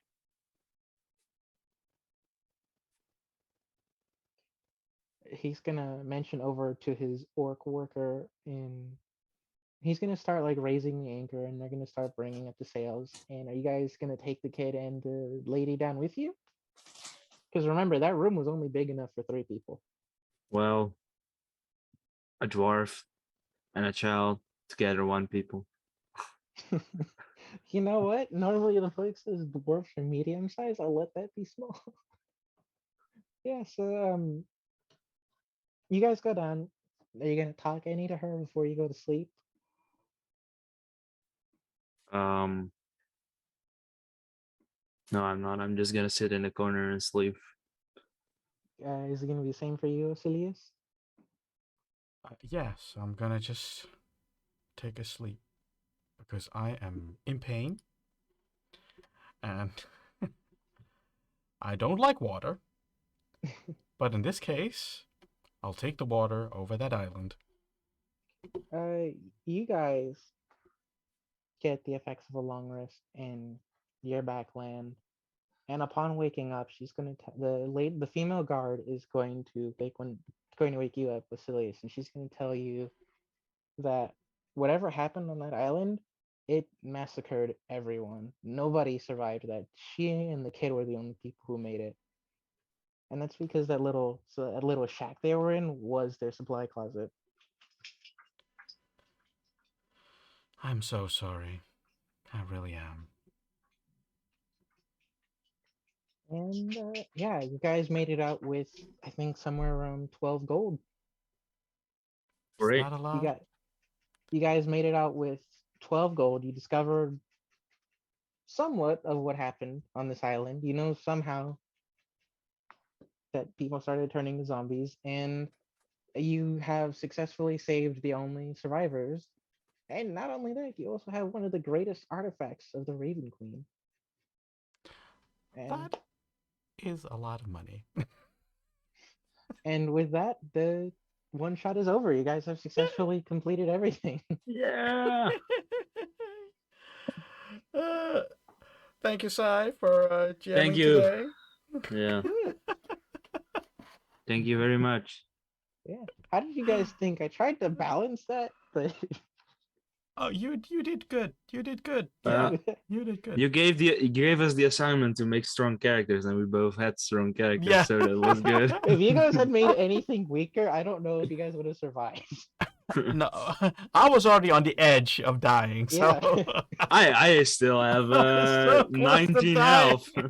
I rolled to see if the lady guard would come out and help you. That was too close. Almost So- too close. Almost So, too close. So yeah, closing statements and all, because that is the end of the campaign. Okay, well, I have nothing much to report. I wanted to stream this week. I think I did manage to stream on Tuesday because Cass couldn't. My regular day will be on Wednesday again.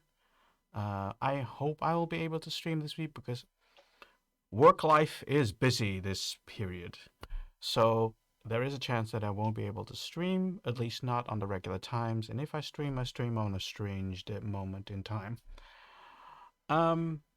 Yeah, Sai, do you have anything to boost this week? I just want to give a shout out to my friends who are in the chat. I know they've been typing the whole time. I'm sorry I couldn't respond.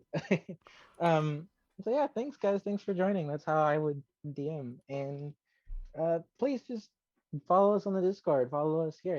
Just if you want to keep seeing us do what we do on this channel, then yeah, Watch YouTube. yeah, that works.